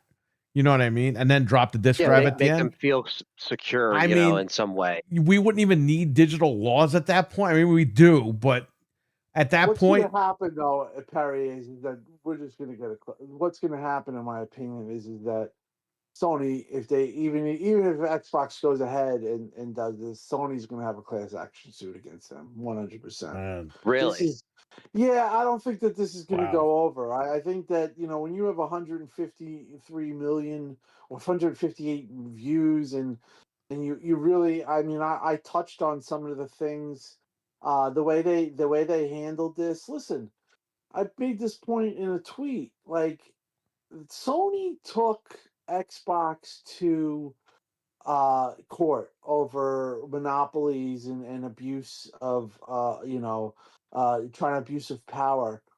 What that really was projection. Sony is really showing itself right now to taking abuse of consumers. I mean, you can't just do what they did and you can't have, like when you do something like that, you have to show, because they're doing something again, two-way media. You're dealing with something that's way different than everything else that has been a part of this digital world. Okay, you're dealing with something that, you know, accounts get banned, people lose access to their games, they purchase these games. Well, you could say that, you sign the terms of service and this and that. Again, if you have a class action suit, and the way they Sony handled this, that you're gonna get a class action suit, in my opinion. And I think that the people will win. And that's the only way that I believe that you'll get the correct. Now I know that they're already being sued. Yeah, in the UK, Sony's right? already, yeah, they're already being sued. So I don't think I think this is going to end up. Put it this way, it's not over. It's not over even when they tweet. Oh, I know. There's going to be but I'm saying like this is going to go on for years. I don't think they're going to be able to just do what they want to do and not be at least challenged in court. You know, Yeah. I think it's going to happen. I think it's just too big at this point, too many eyes on it.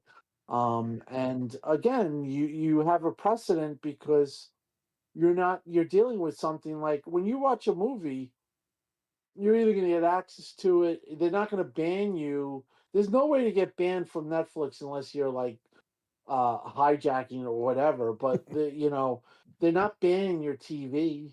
They're not banning your app. You're getting your console banned. You're getting your account banned. Yeah. Um, and again, when you ban somebody, there is a process. There's an enforcement team that goes through it.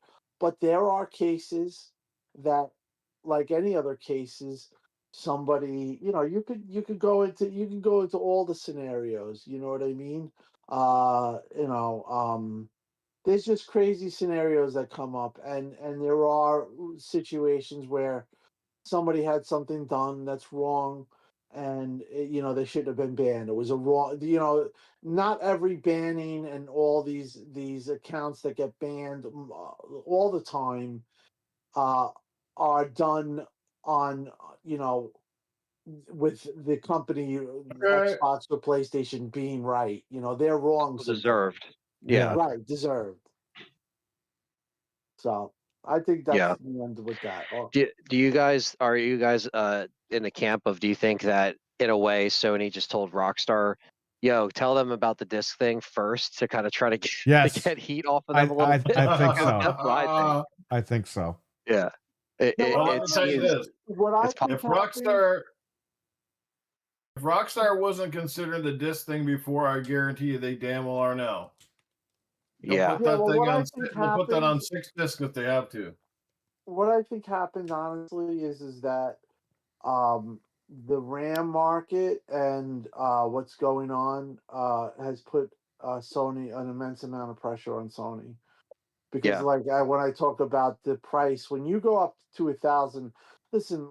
When I would talk about Helix and I would say 700 to 1,000, it's over. It's over. You know what I mean? Even with exclusives, when you have that, you're niching your market. But what you're essentially getting is Sony's now niching themselves Yeah. because, and it's not really their fault. The whole market blew up, and I think that you're seeing them thinking of ways to say, "Hey, how the hell can we, possibly?" Because they want to go ahead. They're going ahead with PS6. I don't think they're delaying it. They're not pushing back, and I don't know what Microsoft's going to do, but I'm pretty sure Sony is full on, and the way is because they announced this disc thing, and I think that that's in conjunction with the new console. Basically, they're going to announce the console. It's going to be digitally only. Do you think they're aiming for maybe a fall 2028 or kind of in that ballpark? Yeah, or Yeah. I don't know. Maybe that the last game that they do is that 2027. Because usually they would do. Yeah. But yeah, they're definitely going ahead, and Yeah, Kepler but do has you said think? that they're going ahead too. So, and Kepler is very reliable. Do you You think know, it's the Sony arrogance though that like for this is that they're like they probably knew there would be some backlash, maybe not on the level that we're seeing, but you think as well that perhaps they're going like, yeah, people are going to fuss about it, but if we stay quiet long enough, we basically shove this under a rug. People are going to go back to their daily routines. They're going to go back to just loving us again. And when the PlayStation 6 comes out, no matter if there's a drive in it or not, they're going to pre-order because they want to get their next Spider-Man game or God of War, or whatever be the case, because we know how that goes, right?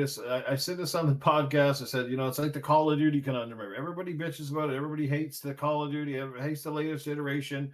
And then come, the day of the launch, everybody turns around and you look on your friends and say, yeah, like there's 20 people on my friends that said they weren't buying it, but they got it booted up on day one, right? So I think it's the same shit. So I think at the end of the day, they're not overly worried. Yeah, but I think just the way they're going about this is kind of wrong. And like if Xbox is planning to do the whole transfer your library to digital, that will help certainly ease the transition for people that have massive collection.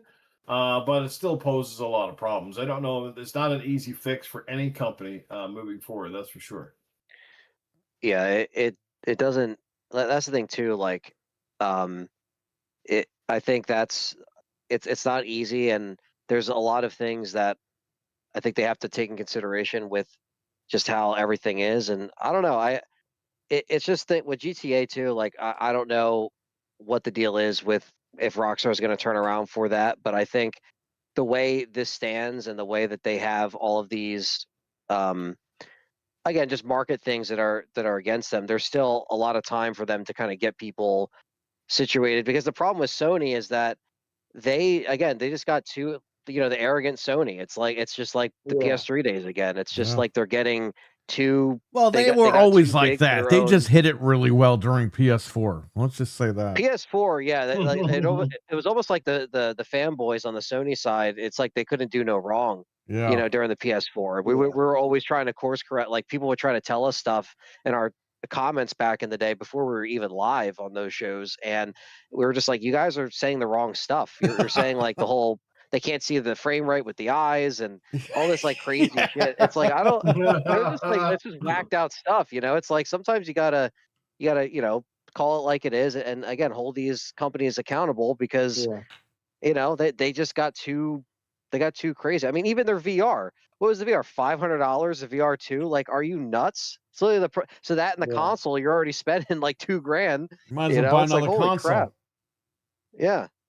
Yeah, I mean, I don't know. I think the whole situation is pretty crazy, but I kind of feel like Sony kind of misread this, because if Sony actually had something where they said, "Hey, you could do this to digital," or they had like maybe a spreadsheet of like how we're gonna handle this, they just basically said it and they just left it, and like that's like, you know. To be honest, I'm very good at I feel like I'm very good at understanding public perception, and the comments that you guys are talking about. I don't know, man. Like, this is really, it really is, it's not good for Sony at this point. And I think that this is going to make a bullseye on them, because the way gamers are, the way this all always goes, whether it was the PS3, if you guys remember, they had the whole thing where you could, at first you could have Unix on it, and then they blocked out the people. Like, and then Xbox obviously doing what they do. When you piss off core fans, it just becomes a mob mentality. Yes. And that's what I feel like is going on right now with Sony. That there's a mob mentality against them, and they're definitely not used to it.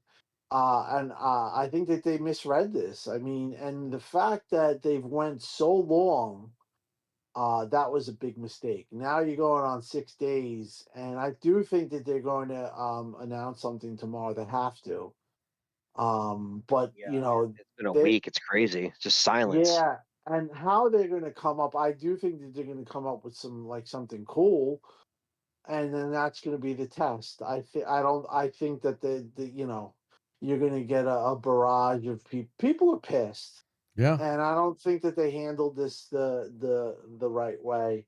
The one thing about Sony in 2013 and Yoshida, they did a commitment to indie games. They did a commitment. They just did it all right, and that's because Sony at the time was fast, and they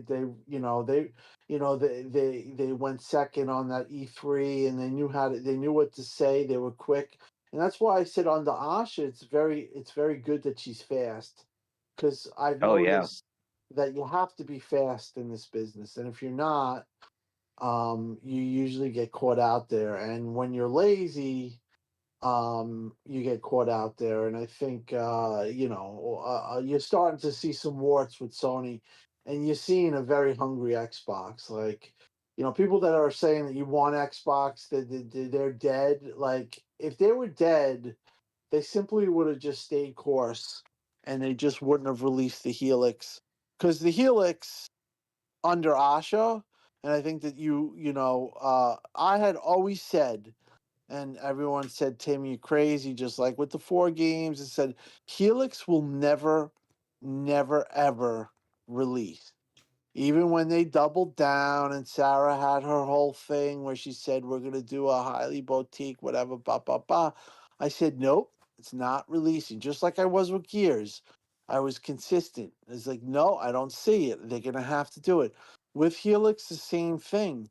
Um, so the point is that if they weren't gonna, if they weren't gonna fight, they would have just kept it status quo, and they would have quietly canceled the Helix. Probably today, you would have got the Helix. Can't like you would know they would stop talking about it, and they Right. would never release the Helix, and they would just bleed us dry, and get the certain people that are willing to go down with the ship, and then they would just one day cut it all off.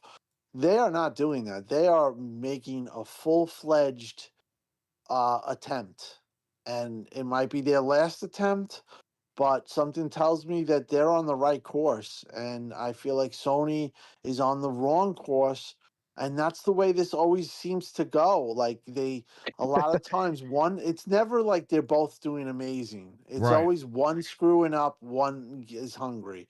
It's Yes. always Yep. been that way. So that's the way I see it now. But still a lot of work to do. How much more do we have, Frankie, on the statement?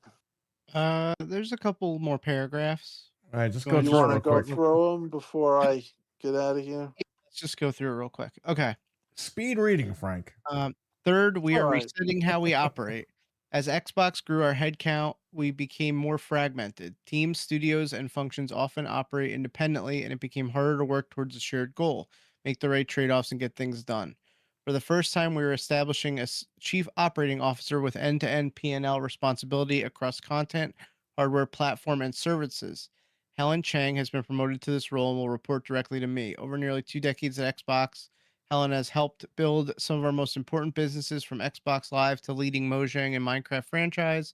She will bring our business together under one operating model, making sure we make clear investment decisions, learn from our successes and failures, and hold ourselves accountable for results. So that's Plus, good. I think P&L is product and logistics, but I'm not sure. Do you guys know what P&L is? Let me. Oh, I man. thought it was lost, I don't know. It but could be maybe not. profits and loss. I don't know. I was I trying to think figure profits out and what that. loss. Yeah, profits and loss. Profits and loss. Okay. Okay.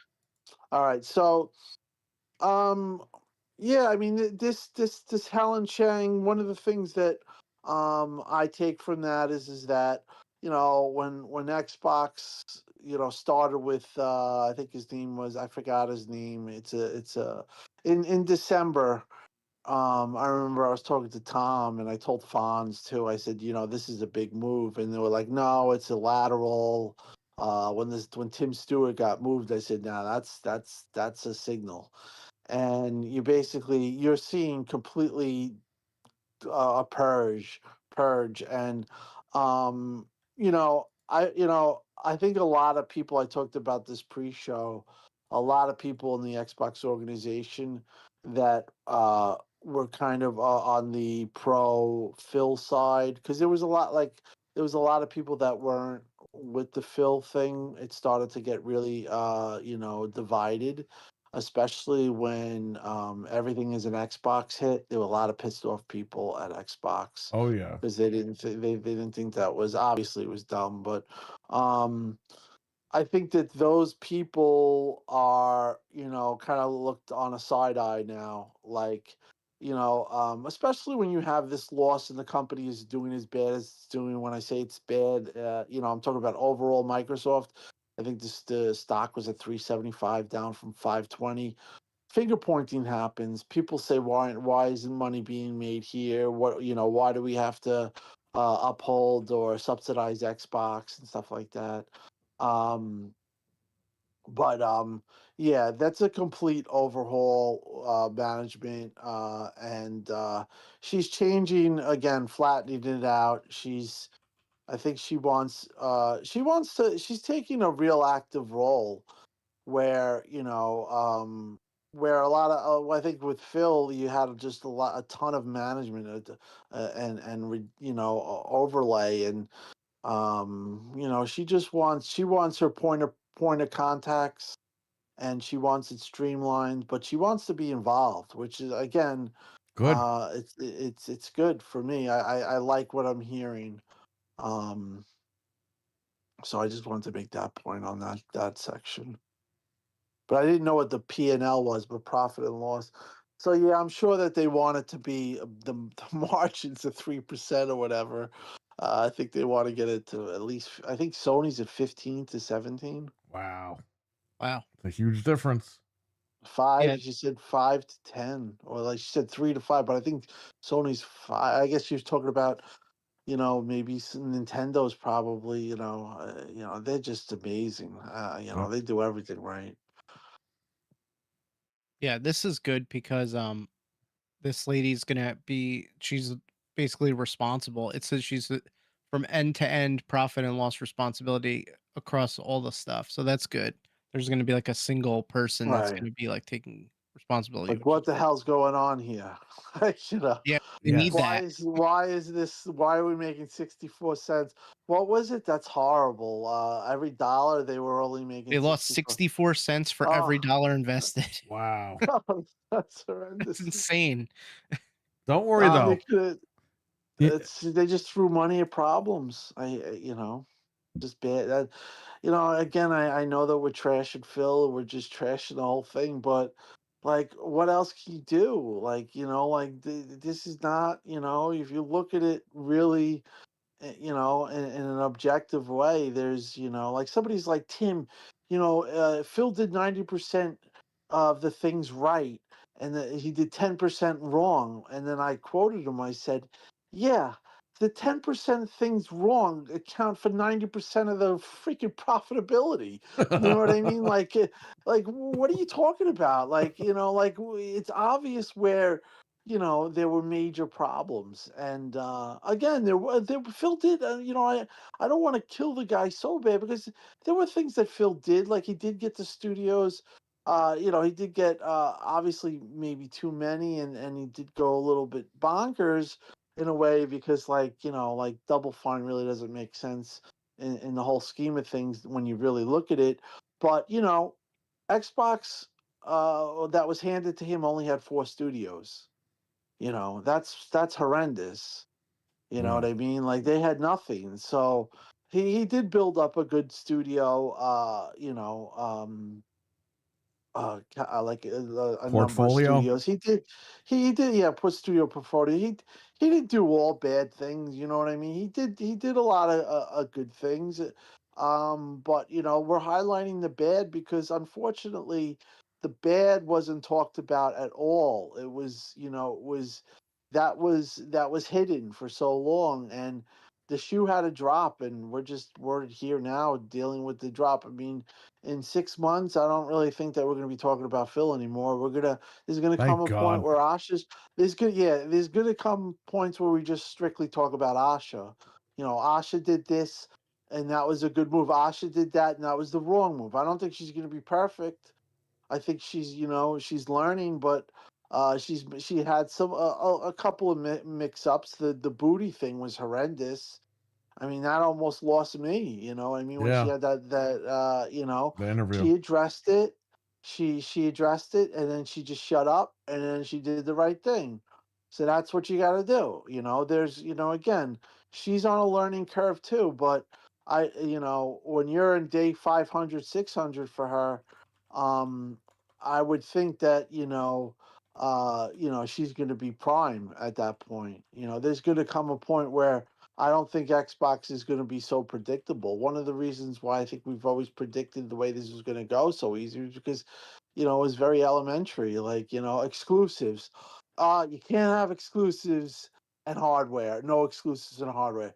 That's like you can't have peanut butter and jelly and call it peanut butter and jelly sandwich. You know what I mean? Like, it's some of these things are absolutely first grade level marketing. You know what I mean? Like everything is an Xbox. Everything's an Xbox. My That God. means nothing's an Xbox. Yeah, Again, first grade level. It's not listen to Tim or listen to, We Are Xbox podcast. Stop listening to them. They don't know what they're talking about. No, it's first grade level.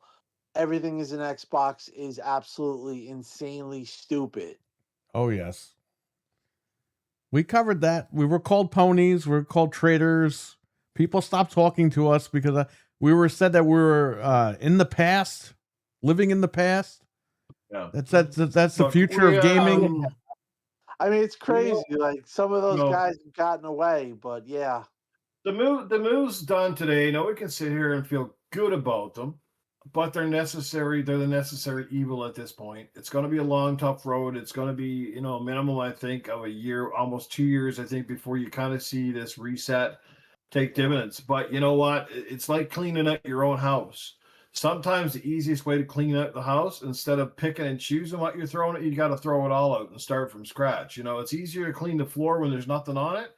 I think that's where Microsoft is right now. They just got to. They've obviously taken a little while to reevaluate where these teams were, how far along the projects were, the kind of money they were bringing in, the kind of demand that they had, if they moved the needle at all. Like, it's no good to put everything in Game Pass either, and it doesn't move the needle. It's all fine and dandy that says, yeah, we got this game about pottery, and we got this game about a lighthouse that has a permanent erection, and he stumbles around on a friggin' landscape.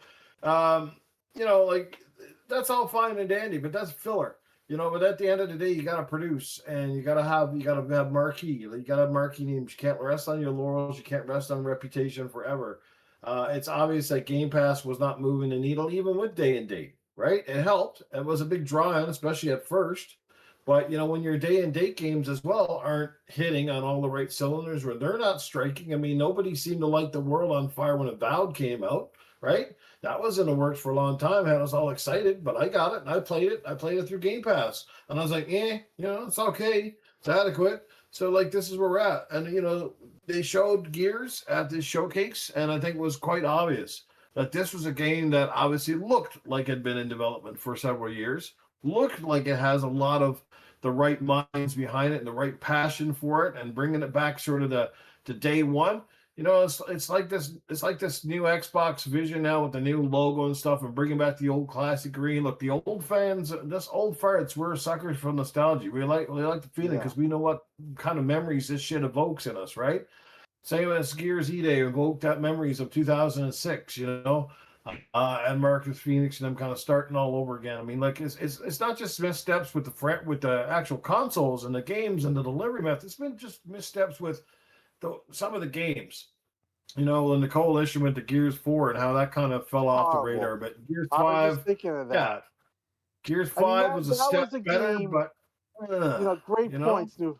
I didn't mean to interrupt, but I wanted to say this, and it's kind of getting late. The point, Gears 4, it's so smart that you brought, because I was thinking about that the whole time. When that game was given, the whole thing was, okay, get Rod. He's a closer. Let's get this game around, made in 4 years, 3 years. He did it. He did an amazing job.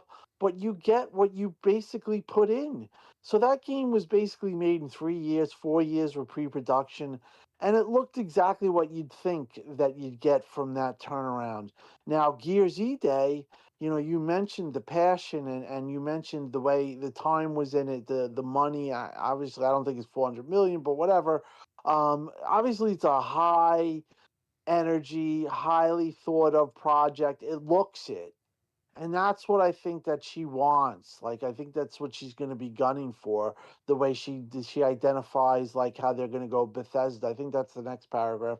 But she goes into the Bethesda, the core games, like, and she mentions Quake. Like, how do we not have a Quake? How do we not have a Banjo? Certain things, like, we had like Bleeding Edge shit and fucking South of Midnight, which was okay, but Bleeding like, ass. like Lighthouse Erection for a game, Flint or whatever. I don't even know. I mean, I'm not buying Game Pass for that. That's what we've been If you have saying. one big game you're set for the year. Like you just need one heavy hitter. Yes. And that's what Yeah. I think that they want. Not for quarterly. That's why I think booty should be gone. Like who thinks about it? I guess in theory it's pretty cool, but reality is that, and it goes back to one thing that Phil always said to me, gamers only play one or two big games. They play COD and FIFA and that's Yeah. it. So Yeah. So Frank, can you go to the next one? Not to rush you guys along. No, no. Hurry up, Frank. We'll skip this one. This is just thanking Dave McCarthy, who's retiring. Then Yeah. they get to the last couple. These changes are about a bigger future for Xbox, not a smaller one. The next decade of gaming will be larger, more global, more creative than anything we've seen before. This year we'll invest as much in Xbox as we ever had, but we'll invest with greater focus, greater discipline, and greater clarity, all in service of making Xbox where the world plays and creates.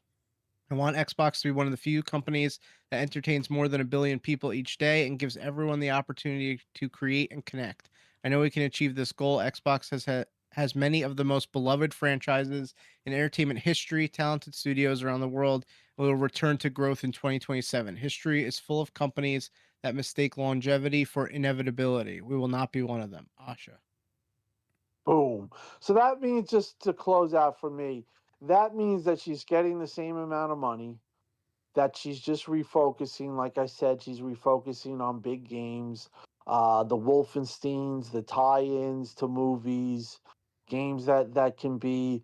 I'll talk about that next We Are Xbox. What I think that her plan is for a lot of these games and the tie-ins that they have. But like a game like Wolfenstein's going to have a movie. They're not going to make that game a double A. They're going to try to make that game a big triple A. um uh you know um she's got the money. She got, like I heard, and that's not something that I'm making up. When I first heard, the reason why that caught my eye was is she asked for a long card, and she mentions long card, and I had said that before she had mentioned it, so I'm full of shit. I heard it's 10 years. So so she's getting 10 years of money, and not crazy margins to build up the margins. No stupidity like 30%. I think that they called off the dogs, meaning that they called off Amy, and she's giving some grace here. And she wants to refocus, but she's not taking the position of Xbox in 25 years as something that ensures her some type of. She realizes the position she's in, Yes. and that's kind of what, like, again, like Noob says, you really, it's not anything. Can't take anything. You can't be happy today. You really can't. But you could be realistic, and you could start to see the vision. And I think her email was the best way that she could handle this. It was Yes. transparent. It dealt with everything that you have questions about. They didn't cancel any studios. They did not cancel any games. And if you had a scenario where you could make a nightmare scenario the best type of scenario or the best outcome, she actually achieved it. And Absolutely. again, accountability is what they needed, and they got it. So, moving forward, I think we'll be doing this podcast for years to come. I Okay. really think that it's not a situation where Xbox is going away. It's the contrary. She asked for 10 years. So I think the next big step and the next big fight, I think we've covered it, is physical games. And Right. just kind of like get the idea of take the layup, take the slam dunk, slam it in, and on to the next thing. But right now, you kind of went through the rocky point. The reset's gonna be. We're gonna talk about it for a couple more days, and then next week we'll be on to the new news. Sony has their issues. Obviously, that directly affects Xbox because they're competition. But again, Xbox has Halo Yeah. on Game Pass, Gears, which is a great looking exclusive, like Noof has pointed out. Yes. And it's a day one on Game Pass, which is huge. Yeah. And then they have Fable, which is day one on Game Pass, and that looks like it's going to be a 90 Metacritic, Mhm. 89 Metacritic game. So, good times are ahead. So, take this day and just reflect. And, I like I said, I don't think that We Are Yeah. Xbox, this podcast is I don't think it's a No. 10 episode thing. I think we're going to be here in years to come. So I'm Mm. happy about that. Awesome. Can I just take a moment here, real quick? Sure. Okay. I want to thank everybody that's on this panel. First of all, for giving me an opportunity to come and hang out with you guys, which is always a hoot. But I want to thank the people on this panel too for sticking with me, sticking with Tim, sticking with the community, sticking with Xbox. We've had some critical words. They haven't been kind. They've been downright atrocious at times. But in most cases, I think they're well deserved. I think we not only got fed up with Xbox, we got fed up with so many podcasts in this community acting like the roses were fresh and daisy over there all the time when we could clearly see where this path was leading. Maybe they couldn't. I don't know why they were blinded so much. I don't know if they thought they would lose their fan base by being overly cheery and positive. I know positivity is great. I'd rather have more positivity than negativity, but we saw the writing on the wall. We saw where this is going. Ash's letter today just confirms what we all have all believed and what we've said for years, and we got dragged through the community for it, right? Dragged to called every name in the book, still do to this day, and probably still will. And Yep. I want to thank the people in the chat too. The people in the chat, there's a lot of familiar names here that have been in my podcast for years. They've been in your podcast for a long time, Perry, and vice versa. And thank them too, because without these guys here, we're just blowing smoke up our ass. But we not only need their support, but Xbox needs their support. Yes. And you got to stick through Xbox right now more than ever. Things have been a little bit bleak, but let's put our money where our mouth is, because we know a lot of guys out there will not do that. They're going to talk a big game, but they ain't going to buy shit. They ain't going to play shit. They're just going to Exactly. talk No. shit. Okay. So we're the podcast. We're the people that have been telling it like it is, and I think it's time that people stood up and recognize and a pat on the back here this time around might be worthwhile, because we might have saved you guys a lot of money and a lot of heartache, and it's coming for Sony too. Don't get me wrong.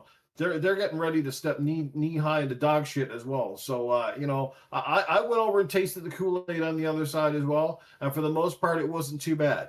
But you know what? They're going to make the same mistakes. Cockiness brings arrogance, and arrogance creates a level of, I guess, imperfection. It's like you always see the fighters. They fight hard to get to the top. You know what? A lot of times they don't stay in the top very long, do they? They Right. stop training as hard.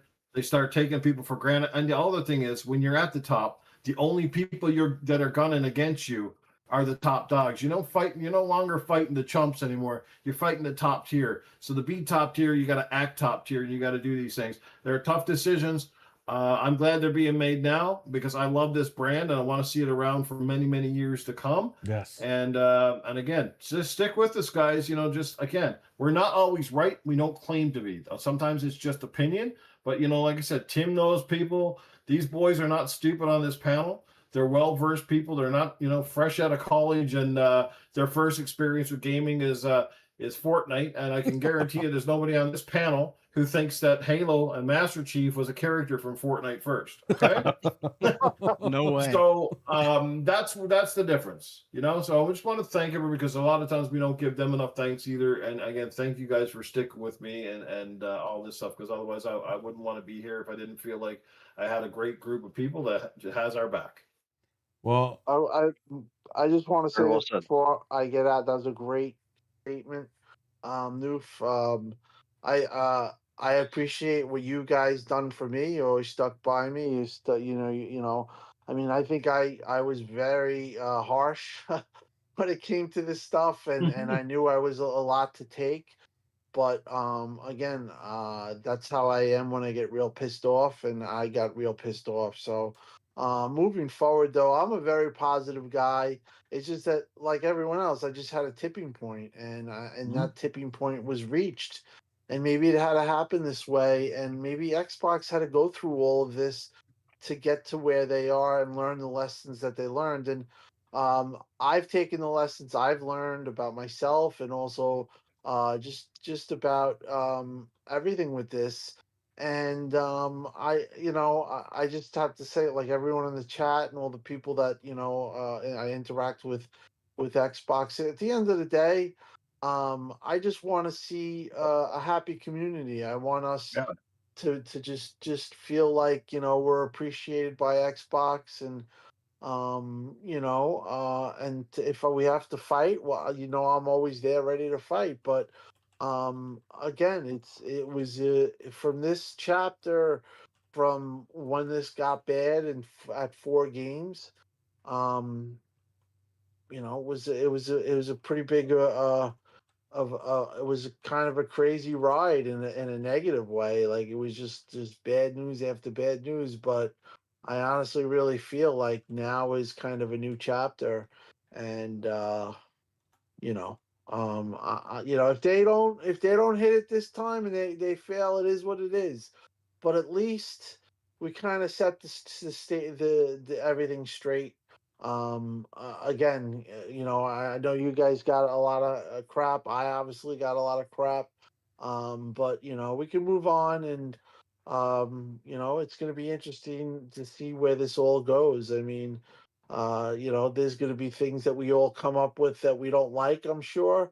And we'll be honest. The one thing you'll get from us on this podcast, you'll get honesty. You're not going to get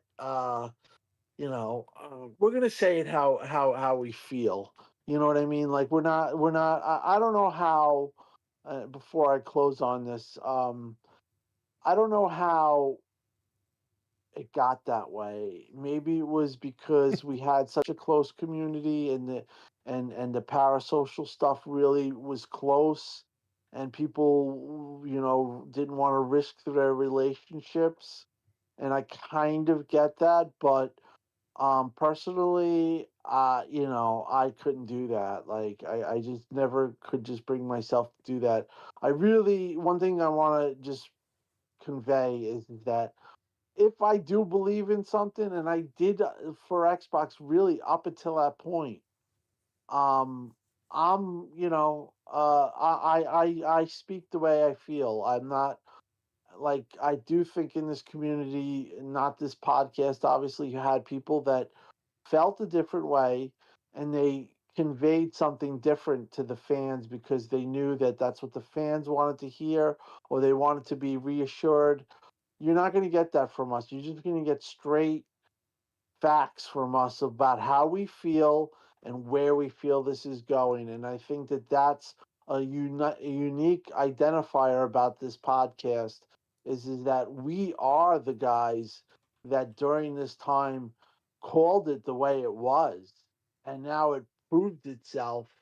And we're not taking a victory tour. We're just saying that moving forward, if you guys really want to hear where we think this is going, and we're very good and knowledgeable at this, we're going to tell you. We're not going to feed you, hey, it's something with rose-colored glasses. I refuse to do that. If it's bad, I'm going to say it's bad. If it's bad for the fans, I'm going to say it's bad. But if it's good and I'm very excited, I'm going to convey that. So that's the way I wanted to end this. Thank you guys for having me. I got to get to sleep. All right. Thank you so much, Tim. Thanks, Tim. guys. Thanks for coming on. Nice meeting you, Anthony. Yeah, man. Take care. You too. Great Later, Tim. job. Frankie, and you're the man. And Perry, you're the man. I love you memes. Oh, yeah. All right. I'll keep making them, man. Did we use that? Did we end up using that? The one that we were laughing about, the thumbnail. Yeah, it's in I actually have it instead of the video today. I got that. I didn't want to use the thumbnail because I don't want you to get in trouble. So I was like, I'll just leave this over here. But I was like, I'll put it where the video was. So yeah, no, we're hardcore. But I appreciate you guys. All right, Tim. Thank you so much, and get some sleep. Thanks. All right. Here, man. Later. Oh man. So, and I didn't get to say this when Tim was on, but shout out to Timdog, because again, Yeah, man. he sounded the alarm a couple of years ago, and everyone said this guy was nuts. They said he was crazy. But I knew something was up because I used to listen to RDX. and I would listen to what he would say specifically. And while everyone in the chat room was like in Beavis and Butthead, Beavis and Butthead do something dumb and everyone's just standing there, not paying attention. That's what it felt like the chat was doing, because this guy was saying stuff and I was like, oh, okay, so this guy's having meetings with this guy, that guy, whatever. The stuff he's saying publicly. But nobody really caught on to that. Yeah. And when he sounds the alarm, it's like, oh, well, this guy's nothing but a fanboy. No, he's more than a fan. Like, he knows what's going on. He talks to people.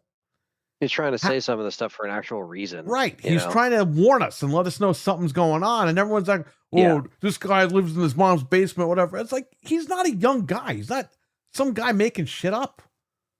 Yeah, exactly. You know what I mean? He's a grown man that actually talks to people and he has information. So he's letting people know, like us, like, hey, something's going on. So people like myself, Mental 9R, we stopped buying games digitally on Xbox for 2 years just to see how it would shake out. And here we are. And now, hopefully, it's going back in the right direction. I have to say, a couple days ago, I bought a few games on my Xbox after 2.5 years.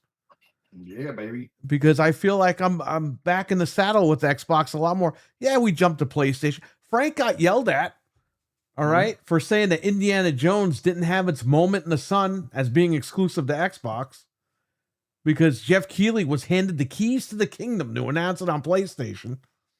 And all Frank did, he went on an Xbox podcast and said, hey, they didn't have their time in the sun. He got yelled at. He got criticized. And he was right. At the end of the day, he was right. Yeah. So what did we do? We said, you know what? We're just going to rub in the PlayStation Pro in people's face. And that's what we did for a couple of years. All right. But we still have our Xboxes. It wasn't a big deal. But now that we always said, Phil's got to go. It's like a coach in a football team or something, or a sports team. The coach does bad, you get rid of him, you get somebody new in. We didn't think he was ever going to get fired. Well, he got fired. And all of a sudden it's like, oh, wow. We kind of got what we wanted. Nobody wants anybody to get fired. But the point is that this brand, when we said it, the brand was dead. Under Phil Spencer and Sarah Bond, it was over. Okay?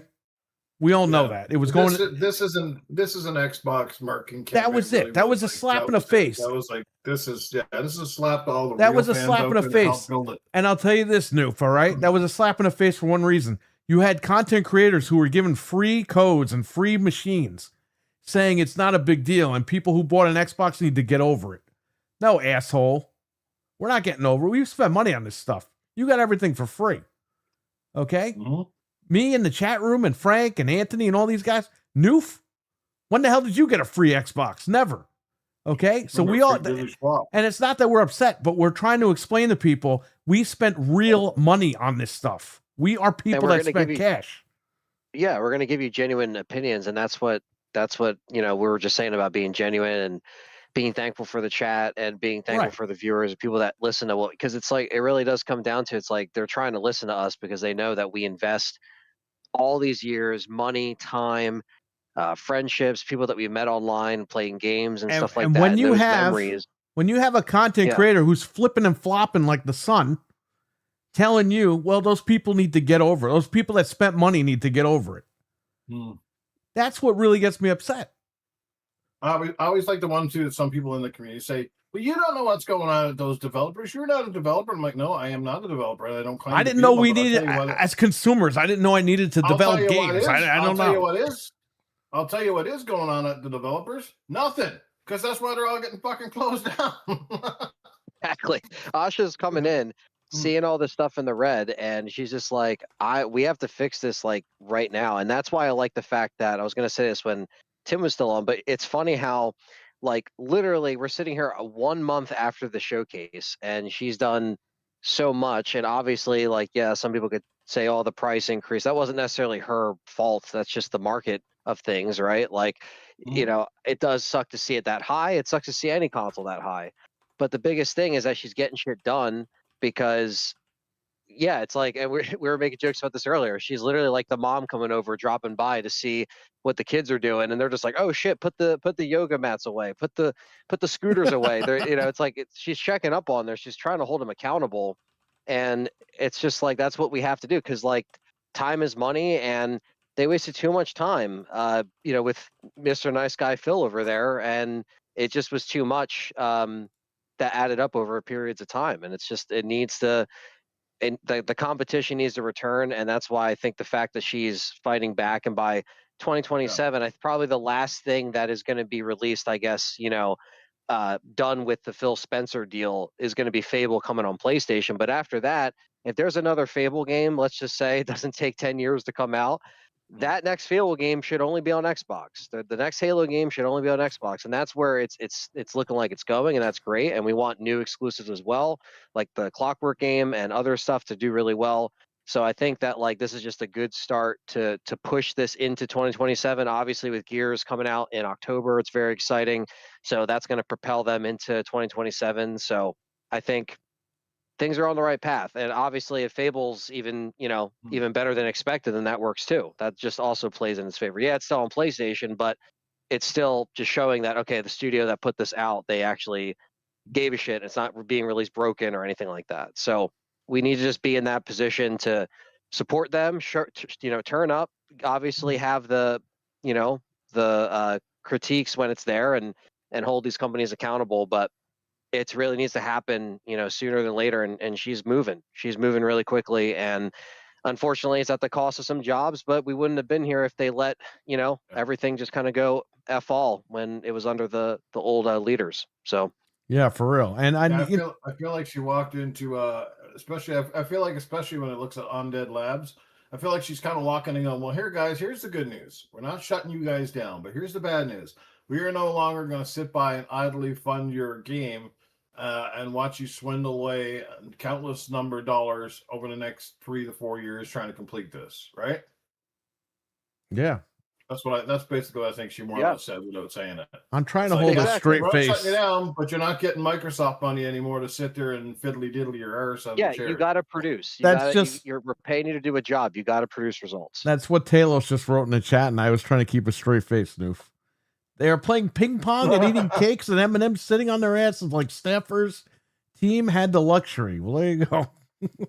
Yeah, Asha has officially crashed the pizza party, and there's no more fun. It's just time to work and roll your sleeves up. And you could have your, take your breaks that you need to during the day, like your hour break or whatever. But like it's time to get moving. Like it's time. There's no extra activities. If they have a break room, put an Xbox in there. You could play for a little bit. But like other than that, like.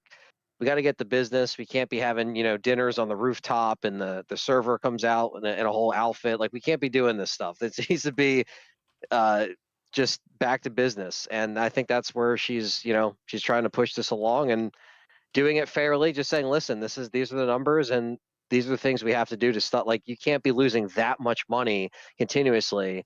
And like we always said, it's like she goes to all these meetings and everything was in the red from the past leadership. And it's like, how the fuck do I get out of this? And this is what you got to do to climb up or climb out of it, rather. Well, really quick, just to go back to my point for Tim. Okay. Everyone crapped on that guy and everything. He sounded the alarm. He warned us. He warned everybody else.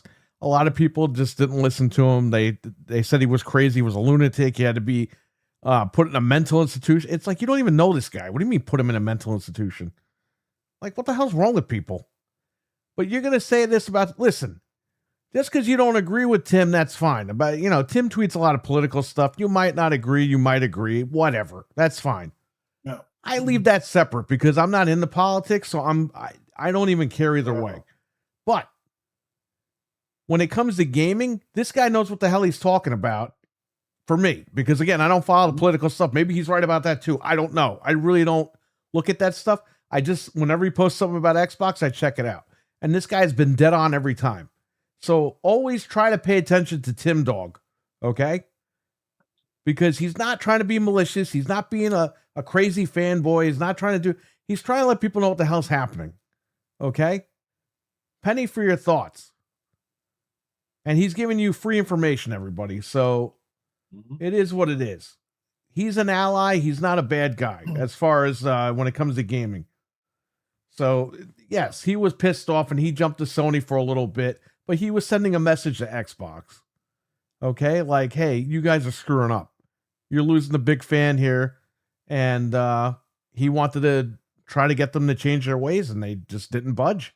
So he walked away for a little bit. Nothing wrong with that. But this stuff started going down, and he came back, and here we are. We're all together here doing a show, and I think it's awesome. So shout out to him, because he didn't have to do a show with us. And by the way, I give credit to Noof and Dreadpool, because if Dreadpool didn't hook me up with Noof, Noof wouldn't have hooked us up with Tim and all these other people. So, and Noof, he doesn't have to be here. He doesn't want to do these shows on Monday nights and all that, but he just comes on and we talk about this stuff. So shout out to you, man. Thanks, brother. I enjoyed being here, dude. Yeah. And we enjoy having you. Everybody, like, this is crazy. I never thought I'd be doing a show with Noof Nukem and Timdog. Are you crazy? 10 years ago, I used to listen to these guys. Well, it's like I said yesterday in community game night. It's like, you know, here I am trying to do something good for the community, trying to bring people together, trying to have a fun time for people. And yet people seem to think that they're outside of playing games with us or something. You know what I mean? It's like stupid. Yeah. You know, it's so dumb. We have a great time and it's really good. And nobody takes it too seriously. It's awesome. But it is what it is, man. Like you think, like I said, we'd be having people line up. I know not everybody's going to make it every week. That's totally understandable. But like, I think that there should be definitely a lot more people like coming out for these things. Yeah. But that's another issue altogether. So I can't force people to go play games. Obviously, people have busy days and busy lives, but you know, you're not asking for people for too much. You know, I think if they came out and try it, they would really like it. Like some of those guys that tried a few weeks ago and really liked it. So, except for that crazy guy that keeps sending you messages during gameplay. I don't know what's up with that guy. I was gonna say, I can guarantee you'll laugh. We can't mention his name. No, he who cannot be mentioned. Yes, but randomly, very distracting messages right in the middle of a big race. If you want to laugh, though, if you want to have a good laugh, come play games on community game night, because we always end up dying laughing. So, yes. Oh man, that Call of Duty went really well last night. That was a lot of fun. I also want to shout out Mike and Peter. Okay, they're on SharePlay.tv, the original Next Level Gaming. Those guys have kept it real since day one. And Peter's in the chat right now. So go check them out. They're going live tomorrow night. They're having that guy Crazy Louie on the show. That guy, Mike yelled at that guy about a year ago about Xbox because he wasn't listening. And Mike said that he has apologized. Crazy Louie apologized to him last week. And he's going to be on the show tomorrow. So hopefully they don't start fighting again. I got to watch that show. That is a must see. After Gaming Ain't Easy tomorrow, I'll be checking out Mike and Peter on SharePlay.tv. So, and I think you should all too. So, really quick, Noof, what are your overall thoughts on all the cuts, like or the whole situation today? Now that he's not reading off a paragraph, your quick thoughts. Just quick, man. Like I said, nobody likes it. It's not ideal. I wish we'd have never come to this point, you know, where Microsoft is adding people to the portfolio, not getting rid of them. But it's obvious the studios that they targeted are the ones that have been obviously getting the least amount of stuff done, or certainly have brought in the least amount of revenue. Like their numbers are just not there to support them. But yet they're talented enough and you know, that they can try things on their own or get snapped up by another company and still be successful, hopefully under a different umbrella. These are not easy decisions for the company to make, certainly not for Asha. She's going to look like the bad guy and the good guy all at the same time, and there's going to be a lot of views on it, but I think Xbox has to make a hard reset here to get back on track. Exclusives had to be at the forefront again, and I think that's quite apparent now that exclusives do sell, especially when they are good exclusives. And you know, we just gotta stick with it and bide our time and give them some grace and again support when we can, and that's all we can do. And hopefully in a year or two time, the numbers are looking good, are certainly trending upwards for Xbox and Microsoft, and hopefully that means better things for gamers. Yeah, I hope so. I'm down, man. Yeah. I mean, listen, we all asked for this reset. Now, obviously, we didn't ask for people to get fired, but we asked for the reset of Xbox, so it could be a brand that could be fixed, and hopefully, it could be a challenger again. and go up against Sony and be competition, because Sony, they stepped in their own pile of shit today. Not today, but last week. Yep. So, I mean, that's what we need. We need to win, okay? These companies have to fight each other so we get the better deal, okay?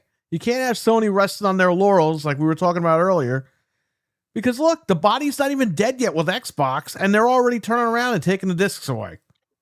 They didn't even fucking wait till the end of the gen. They were just like, oh yeah, you know what? Randomly on a freaking Wednesday, yeah, no more discs. They think they could get away Happy with 4th it. of That's the July, problem. assholes. No more discs. We're taking your freedom away right before the 4th of July. Yeah, they really thought that this Xbox stuff was going to cover that up. They really did. They really thought they were slick. They thought they were slick. And Asha's letter, by the way, basically put the kibosh on that, because her letter was so perfectly crafted, as Tim was saying, that you read that letter, you're not even really getting mad. You know what I mean? You're like, oh, wow, okay. They're admitting everything. They're coming out. They're not lying about anything. They're not hiding anything. All right, this is where we're going. I'm okay with it. And Sony was banking on the internet blowing up, saying that these people are nuts and there's a massacre and they've closed everybody down and look how bad they look. And I think Asha knows that this is a game that she's playing with Sony. That's why she had that letter ready to go.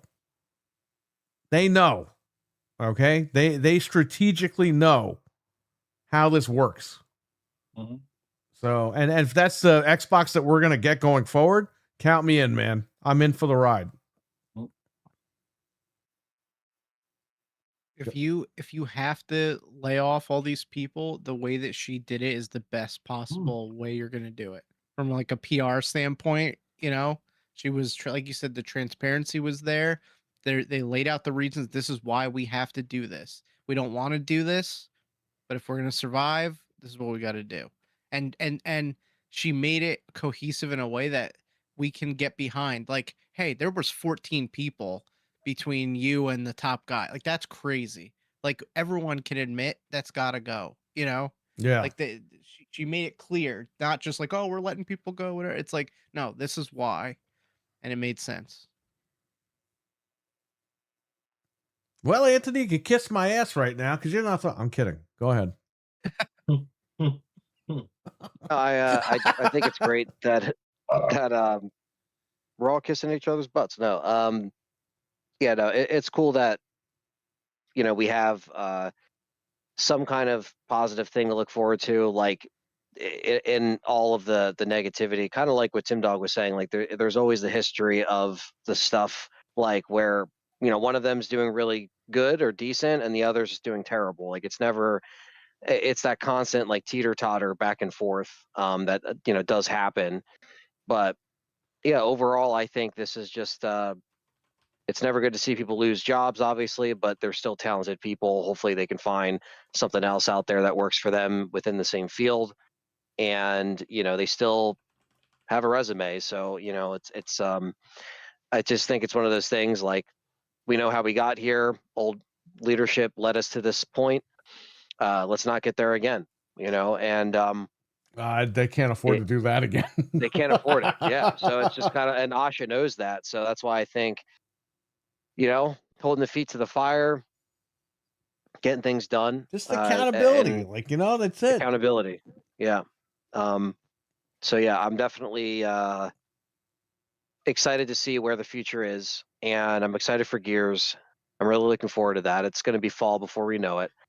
Hopefully the beta does really well, and if there is problems in the beta, Coalition, I'm looking at you, and people can fly. You start flying.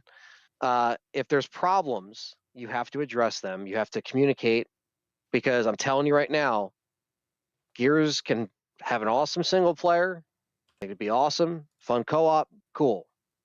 But you gotta give your multiplayer, competitive, non-competitive, you gotta give them some love too.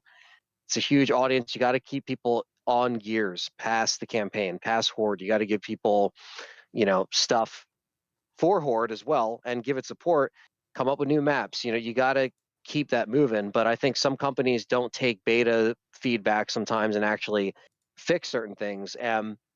I think it's good they're doing a beta, And hopefully that is a good sign of things to come.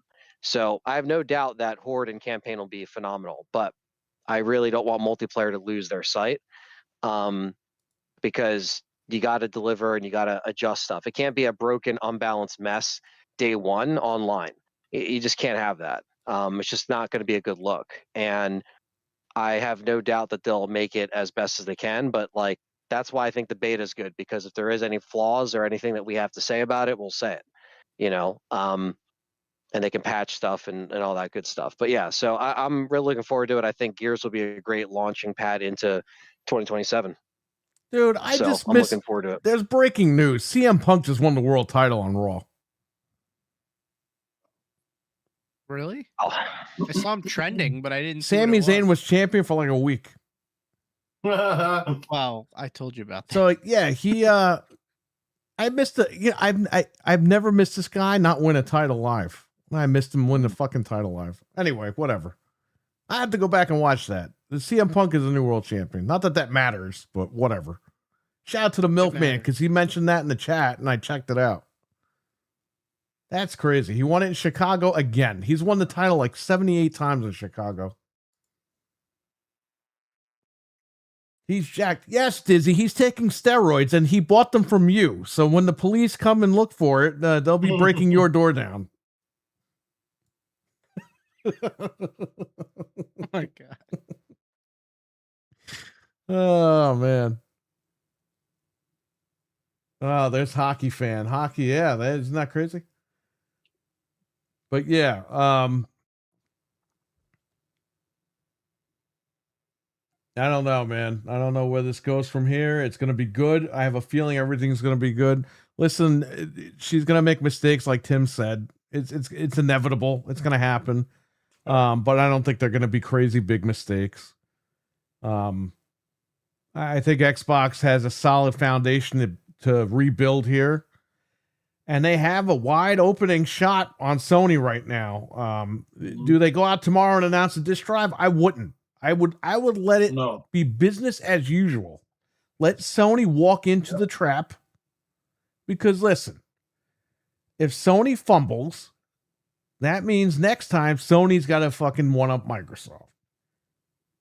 You know what I mean? Like, it's not like, oh yeah, Sony will die. No. Sony's going to fumble.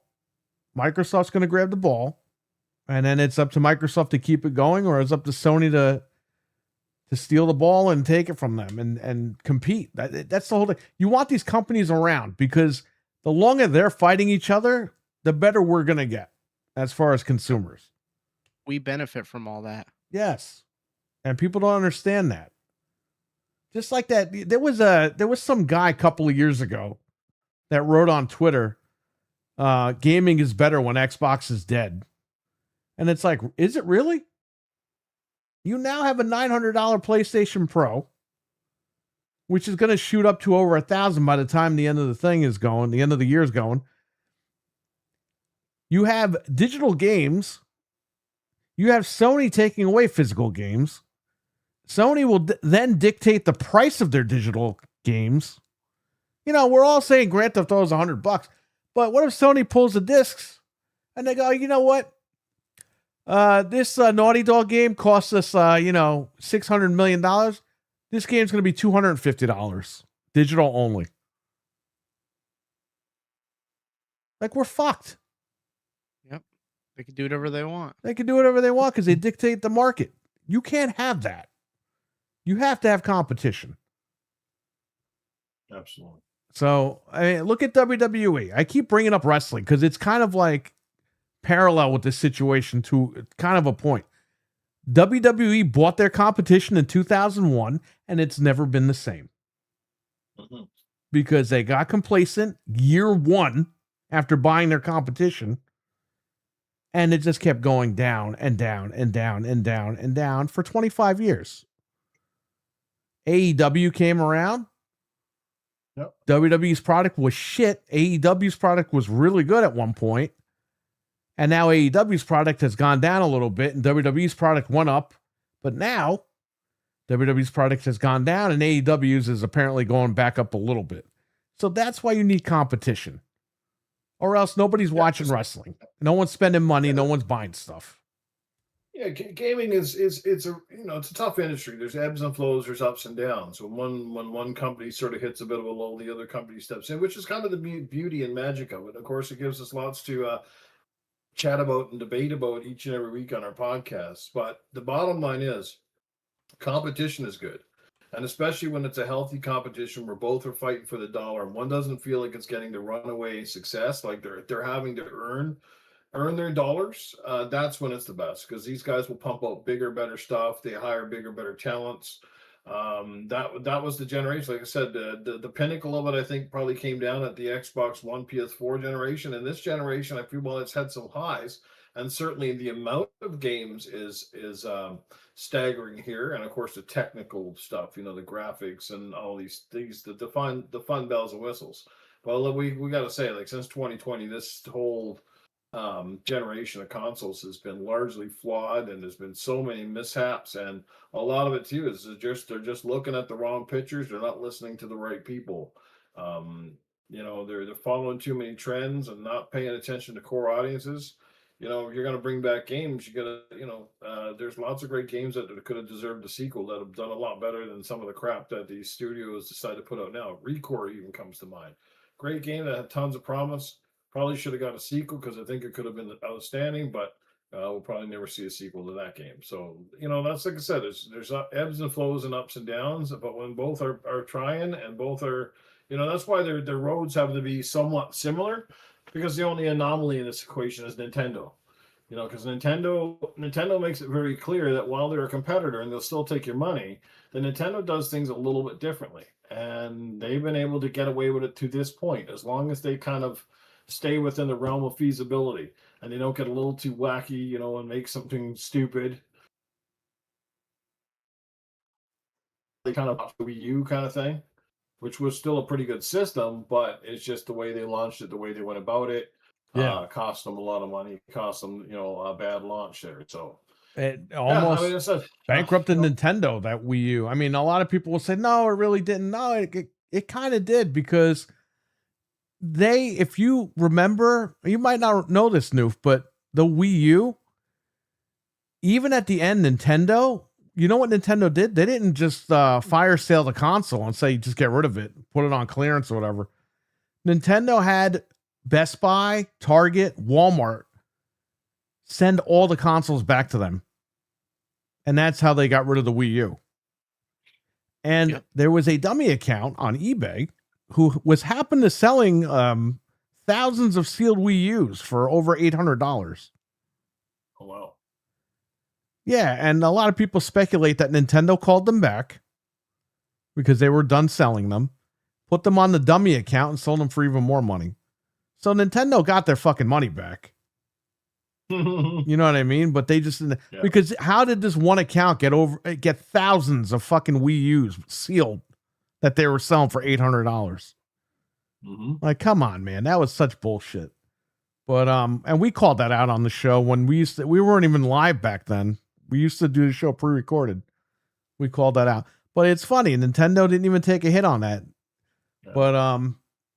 But it was the lessons learned from the Wii U that led to the ultra successful Switch. Oh, yes. And they were able to combine two business models into one, which was genius. They basically cut out their whole portable handheld business, which used to go hand in hand with their console, and they made one, which could do both. And it was like, wow, like Nintendo was like genius there. Yes. And, what can you say? I don't like all their practices either, totally, and I don't think anybody do, but at the end of the day, they know the value of their product, and that's another thing, right? And you gotta give them props for that. They know the value of their product. They know what it's worth to their customer, and they don't budge too much because of that fact that their games will still sell, because they know that they're putting out a quality game that you play today, you're going to play it 10 years from now, and you're going to hand it down. They're iconic. Yes. And they got to get back to that. And something I like to say and this is the biggest flaw with Halo. Okay, what's the flaw of Halo? Halo is a phenomenal franchise. It has a phenomenal character. It has a really cool story. It has lots of great lore. Absolutely, that's the easy part. The problem with Halo, a Master Chief Collection, is the glaring, example of it. Now, you guys have played Community Game Night with Master Chief Collection with me, right? Yes. We all have Yeah. our favorites. But that's the funny part. Do you notice how different each game in that franchise looks and feels from the one before it? That, to me, is the problem with Halo. Because one gun shouldn't feel one way in one game and feel completely different in another. And that's the difference with Call of Duty. Like Call of Duty, no matter if it's Black Ops, it's Modern Warfare, it's whatever, those games feel very similar. Like they don't stray from the formula of what makes it work. They just change the graphics and the story and sort of like the overlay. But they basically keep the engine and the game largely intact. And that was the problem with Halo. And it was really apparent when they did Infinite. We talked about yesterday, right? On Crazy About Gaming. Yeah.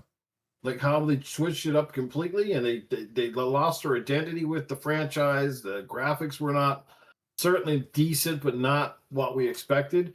Now you see the graphics in Halo Campaign Evolved, and you go, wow, like if the graphics had to look like that when they showed off Halo back a couple of years ago, then maybe we're having a different conversation. But instead we got Craig and we got the memes and we got this game that felt disjointed, and while it had co-op and stuff, it was cool, and Chief looked great. Chief himself looked really good.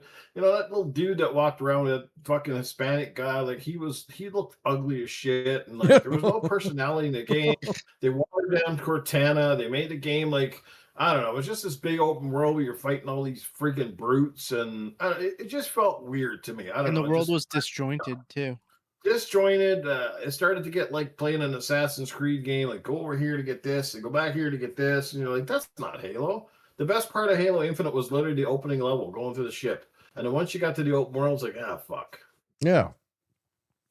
I get what they were trying to do with it, and on paper it sounded good, but people play Halo largely for one, fantastic multiplayer, and two, a great story that doesn't need to go off the rails. Yeah, and I don't know what was Infinite. You know, when I beat Halo Infinite, I was satisfied. I was happy. But I was like, all right, well, there'll be DLC and everything. And it really wasn't. It was promised, but they just didn't deliver with that. And then we found out that was never part of their plan. Years later, we found out that it was never part of the whole plan to begin with. So it was like, why were we let on for so long? So, I mean, I was always under the impression that they called it Infinite because they wanted to basically turn into a live service game. Right. And it would keep going for X amount of years. Going and going for a long time, and they wouldn't have to build another one. They just keep pumping some content into this, and it didn't work out that way. We heard Project Lone Wolf, which was going to be standalone DLC. We heard Project Tatanka, which was going to be the Battle Royale. We heard all these stupid, crappy names, and we found out that it was never true. And that's, and that led us on. It was dangling the carrot. Oh, just stay subscribed to Game Pass. It's coming. Okay, well, I bought the game, so it doesn't matter either way. Oh, no, stay on Game Pass. Okay, whatever. But, hey, look, those days are over, and thank God, because I was so tired of talking about that every week. So, there's no variety in the maps or weather in Halo Infinite, says Richard in the chat. What's going on, Richard? He showed up a little bit late. I like Infinite. It does suck how it just died with nothing. Yeah, I agree. I think Halo Infinite was decent, but I think the new Halo that's coming out at the end of the month is going to be fantastic, and we are going to stream that August 1st live, not on this channel, but our other channel. And, maybe we should stream it on this channel. I don't know. We'll figure something out.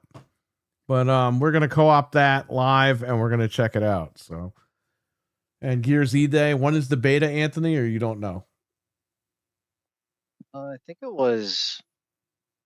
the second week of August. Let me see. Double check. But it's saying if you pre-order it, I guess you get a code. Well, I'm getting the code then. Yeah. Let me see. Beta dates. It's going to be August 6th to the 10th. Right. Spanning across 2 weekends. That's what it's saying, but I don't know if it's going to be select codes first and then open. Also, if you have Game Pass, you'll get into the beta automatically. Oh, well, then there you go. Yeah. So there you go as well. So you're good either way. I pre-ordered it, so I might have an extra code. Maybe I'll drop that in the chat or something. I don't know. Or we'll see what happens with that. But and I'll say one thing really quick to further, for Noof a little bit here. If you want Xbox to really do this physical thing, and you want Xbox to know that they're doing the right thing, pre-order the fucking games, please, and buy the stupid games, please, okay? I know we all have Game Pass. I know that Game Pass is, not everyone could afford to buy the games. That's fine. I'm not asking the people that can't afford it to buy. But the people that can afford to buy the fucking games, please try to buy the game physically, show them that you want physical, and show them that you want to buy the damn games. Because there's a lot of people I've met over the years on Xbox who will not buy the fucking games. They say they do, but they don't. And that's fine. But we're in a situation now where the company needs to see that people are buying their shit. Okay? So if you guys can pick up the game, even if it's digital, if you want to do that or whatever, but if you want physical to stick around, I would say go to GameStop, go to Amazon, go to Best Buy, go to Target, pre-order the physical copy of these games and buy them. And again, I know you're paying for Game Pass and it's part of your deal. I get it. I'm paying for Game Pass too, but guess what? I'm buying the fucking games. I already have it pre-ordered, the actual disc, and it's coming. And I have Halo pre-ordered on both consoles, the PlayStation and the Xbox, because I want to compare them. But I have them coming. Okay. And the only downside is that I have the physical copy, and that means probably I won't get to play early, right? Right. But it is what it is. I waited this fucking long. I can wait an extra 48 hours or 3 days if I got to. That's not a big deal. Right. It's prior for the territory. Yeah, I got to install it when I get But home. you know what, Noof? You also have Game Pass, and you know what? If you really want to play it for a couple of hours, you could just play it on Game Pass, and you already made your purchase with the disc. No, you know what I mean? I've only got the premium edition. So you don't have the okay. Yeah. Well, I mean, listen. I wasn't going that far. Oh, all right. Well, you might have to soon at some point. $25 here in Canada right now. I think it is $25.99. Well, here's the thing. I'll just say this. What's Game Pass Ultimate for you guys right now? $22.99. $22.99. Yeah. Oh, in Canada must be more than that. Ours might be $33. It's still up there. It's considerably more than the premium, the second tier account. I know that. Well, I'll just say this. I'll just boost it for 2 or 3 days and cancel it again. Yeah, cancel after your disc shows up. Yeah, exactly.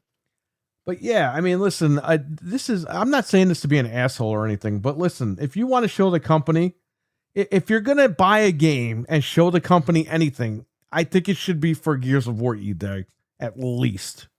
Okay? Because that's the game that they said, you know what? They pulled that game from the PlayStation and they're saying this is for us because we asked for it. So you know what? Mm-hmm. I would say, everyone, please put your money where your mouth is and try to buy this game at launch. Just to show them that, yes, we want exclusives. You're doing the right thing. And you know what? If they sell a lot of physicals, they'll be like, oh, well, you know what? They're not dicking around here. They really want physical copies. Maybe that'll also put their antennas up too. So just buy it, period. Buy the fucking game. Just buy it. If you don't like the game, here's not your jam. I don't expect you to fucking buy it. Just buy it for the sake of buying it. But, right, but especially and if you can't afford it, that's fine. I'm not telling people you have to go out and buy it, but I'm just saying if you buy games, this should be a game that you buy at launch because this is going to show the company they're doing the right thing, and we're going to get better things from this. Okay, we're going to get better. We're going to be in a better spot if they start making money on this game. I don't expect this game to make them $1 million. I don't think this game is going to, I'll be honest, I don't think it's going to sell that well for them because it is in Game Pass. However, you can fucking buy the game as well. Even though you have Game Pass, if you can afford it, buy the stupid game. So, that's all I'm saying. And it is what it is. If you don't want to buy it, don't buy it. But I'm just saying, as a consumer, and because of the spot they're in right now, if you're going to buy a game from Xbox this year, I think it should be Gears E-Dag. That's all I'm going to say. Yep. Because they went to bat for us for that game, and I think we should go to bat for them. Hey, I just bought Forza 6 physical. I've got Halo Campaign Evolved coming physical. I've got Gears coming physical. So I'm doing my part, baby. Just keep doing it. Yeah. The only thing I was gonna say, I forgot about Halo getting that physically, but I probably will because I do collect the Halo games, so we're gonna have to get it physically anyway. I like to get those things physically. So that's just how it is for me. It's like it's a franchise like Halo or Gears. Like I'm gonna definitely pick it up physically, and then in my case, wanting to also play it on my PC. That's why I'm gonna be double dipping, but. I'm a big Gears fan, so I don't mind. I've been anticipating this game, so I don't mind setting money aside ahead of time for it because it's just like Gears has always been my jam. So I'm excited to jump back in. Tim tweeted something right when he left. He did? Of him like making a funny face, like a scary face from the Xbox with the PlayStation in the background. What the hell is this? I didn't see that. I can't even listen to it because we're live.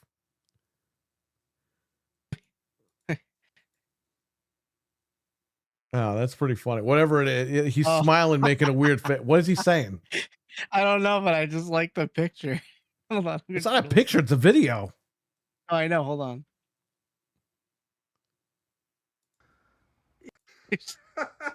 He's laughing. Yeah. Oh my god. He's scary. Colin? Oh, Is he talking about Xbox? He's calling that guy. What the hell is he doing? Oh, yes. He's so tired. He's probably just going crazy. I think they heard that. I think the people heard me play it. He's calling out the PlayStation guys. Oh, I love it. I'm gonna put the laughing thing. The dinosaur. It's too funny, man. The baby from Dinosaurs. Oh, I love that. Not the mama. Not the mama. Yeah, that guy. Yeah, it's too bad he got lit on fire in the last episode. No, they froze to death. Oh, they froze to death? Yeah, they brought on an ice age. Oh, I thought the well, then he's still alive somewhere, right? If he's frozen? No, they're well. Oh, maybe. Yeah, I guess you're right. Because you just got like Encino Man. You got to dig him up. Maybe. I don't know. Well, he's posting some funny stuff on there. Check him out at Xbox Timdog on Twitter. So Noof, I know we're going live tomorrow with Gaming Ain't Easy, and then we got the Game Complainers on Wednesday. But every Sunday morning, someone's waking up super early with a new co-host. What's going on here? Not showing. Hey, you completely hang on. You completely cut out. So, No, you're cutting out. No. How about now? There you go. Ah, he cut out again. What is going on? Yeah, he keeps lagging for me too. Sorry, Noof. I don't think they want him to speak. I was gonna say, are they silencing Noof right now? What is happening? Maybe try to leave and come back in the Discord. I don't know. And I can't even hear him. Sorry, guys. Right when I go to sign him off, this happens. I can hear noises. Checkity, rickety. Okay, you're good now. Go ahead. My connection was kind of going in and out. There's a little bar thing over in the corner there. Yeah, Crazy About Gaming Sunday morning. With me now, called Puzzy. Great girl out of the UK. She's kind of fun and like she'll bring a different perspective. And last show was really good. We had Lord who I've never had a chance to have him on one of my shows for years, but I mean, I've always watched him on different podcasts and stuff. At least to respect the thing with Kid Smooth is that, you know, he keeps it pretty real for the most part. He seems like a pretty fun individual. Like, I got to know him a lot better yesterday just by the way he talked, and actually grew an even, I guess, more of an admiration for him. I'm not saying I've always agreed with the guy or everything's always been rosy, but like, I think overall he seems like a pretty genuine dude, and he's definitely a big Xbox supporter. And I think he's kind of happy to see a lot of the moves they're making as well. So, but yeah, go check out the podcast on Sundays. And most importantly, guys, and the people in this chat, if you haven't taken part in it yet, I'm going to tell you again, come out and play in Community Game Day if possible. There's a lot of people in this chat who've been there at least once or twice. Dizzy Delta is one of them. Talos is a regular, that sort of thing. Yeah, come on and play. Of course he cuts out. Oh, crap. Anyway, I will go before it cuts out again. But guys, thanks for having me here tonight. It was awesome. Sorry it was late start. I was out riding the motorcycle, so don't worry about try it. to get in when the sun is shining. We've got rain here in the last month and a half, 2 months. So you got to enjoy it while you can. Absolutely. All right. Well, we'll catch you on the next one, guys, and have a fun show tomorrow night. All right. Catch you later, Noof. Thank you.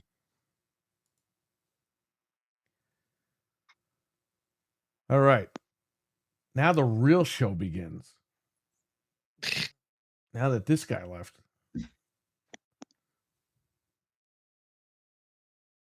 It's time. All right. The real show begins in my bedroom because I'm dead ass tired and I'm going to sleep. So, Anthony, you stream at any point this week, or you just taking off again? I might do another hangout chat sometime this week, so I'll let you guys know when that is, or I'll just make an event. So last one went pretty well, so I'm gonna start ramping up some of the streaming stuff again. And Frank, your next podcast is tomorrow at 8 a.m. Yeah, okay. You'll see me Wednesday. I'm with you. That's it. Can we play you know what? Can I rip that? I'm gonna rip that video that he posted. And I'm gonna play it on here. Just end with that. I could end with that. The classic. If I could find it really quick, I have to go to my likes because I can't find it. Oh, it's right here. Yeah. All right, I copied the. I'm gonna just rip it from the internet right now. Give me a second, guys, and I'm gonna play right here.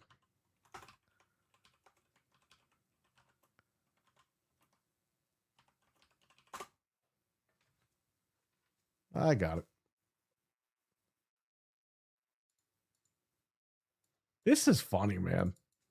It is funny. He's smiling. I know. Oh, wait a minute here. I went to the wrong folder here. Went to the downloads folder. It's not in there. It's in this folder. Okay, right here. I'm going to play it. And I didn't get permission, so too bad. Is there no audio for this thing?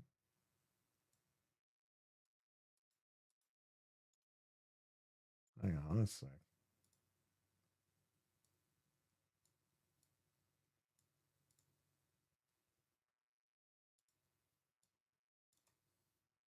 That's weird. I don't think there's audio, which it makes it look even scarier now because there's no audio.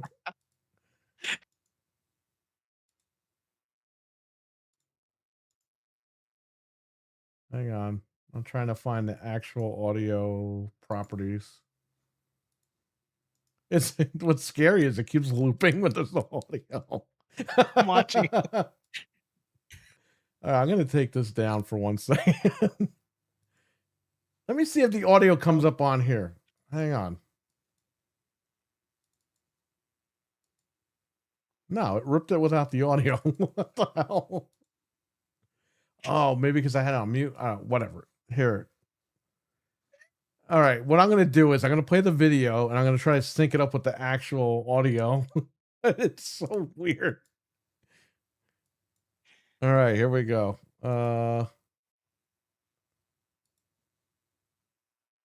Okay, I'm gonna try to sync it now.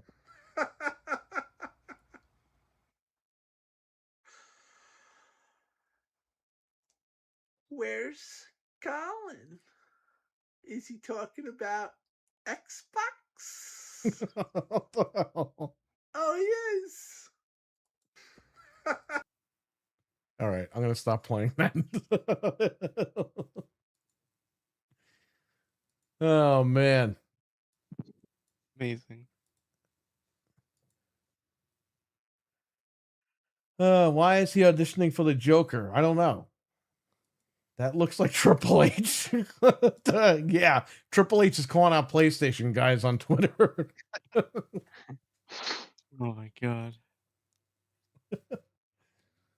Oh man. What I'm gonna do is I'm gonna actually rip that video properly, and I'm gonna have that for next week. Beautiful. And he's gonna I get love mad. Hey, he posted it and it's really Yeah, funny. he posted it. That's his fault. Could have made something so funny. All right, guys. Well, we are Xbox and we are out of here because we are tired. So there you go. So again, shout out to Xbox. I know the reset was a hard reset, but hopefully everyone will get through this. And as fans, I think this is a positive going forward. Not a positive that people got fired. Don't twist it. But a positive for the brand that it could move forward in a different direction. Get away from the Phil Spencer, Sarah Bond direction and move forward. So, all right, guys, everyone, take care, stay safe, and have a good one. Peace. Have a good one, guys. Bye. Take care. All right. Good night. Good night. They all left me. Milkman says I'm gonna have nightmares. Well, good.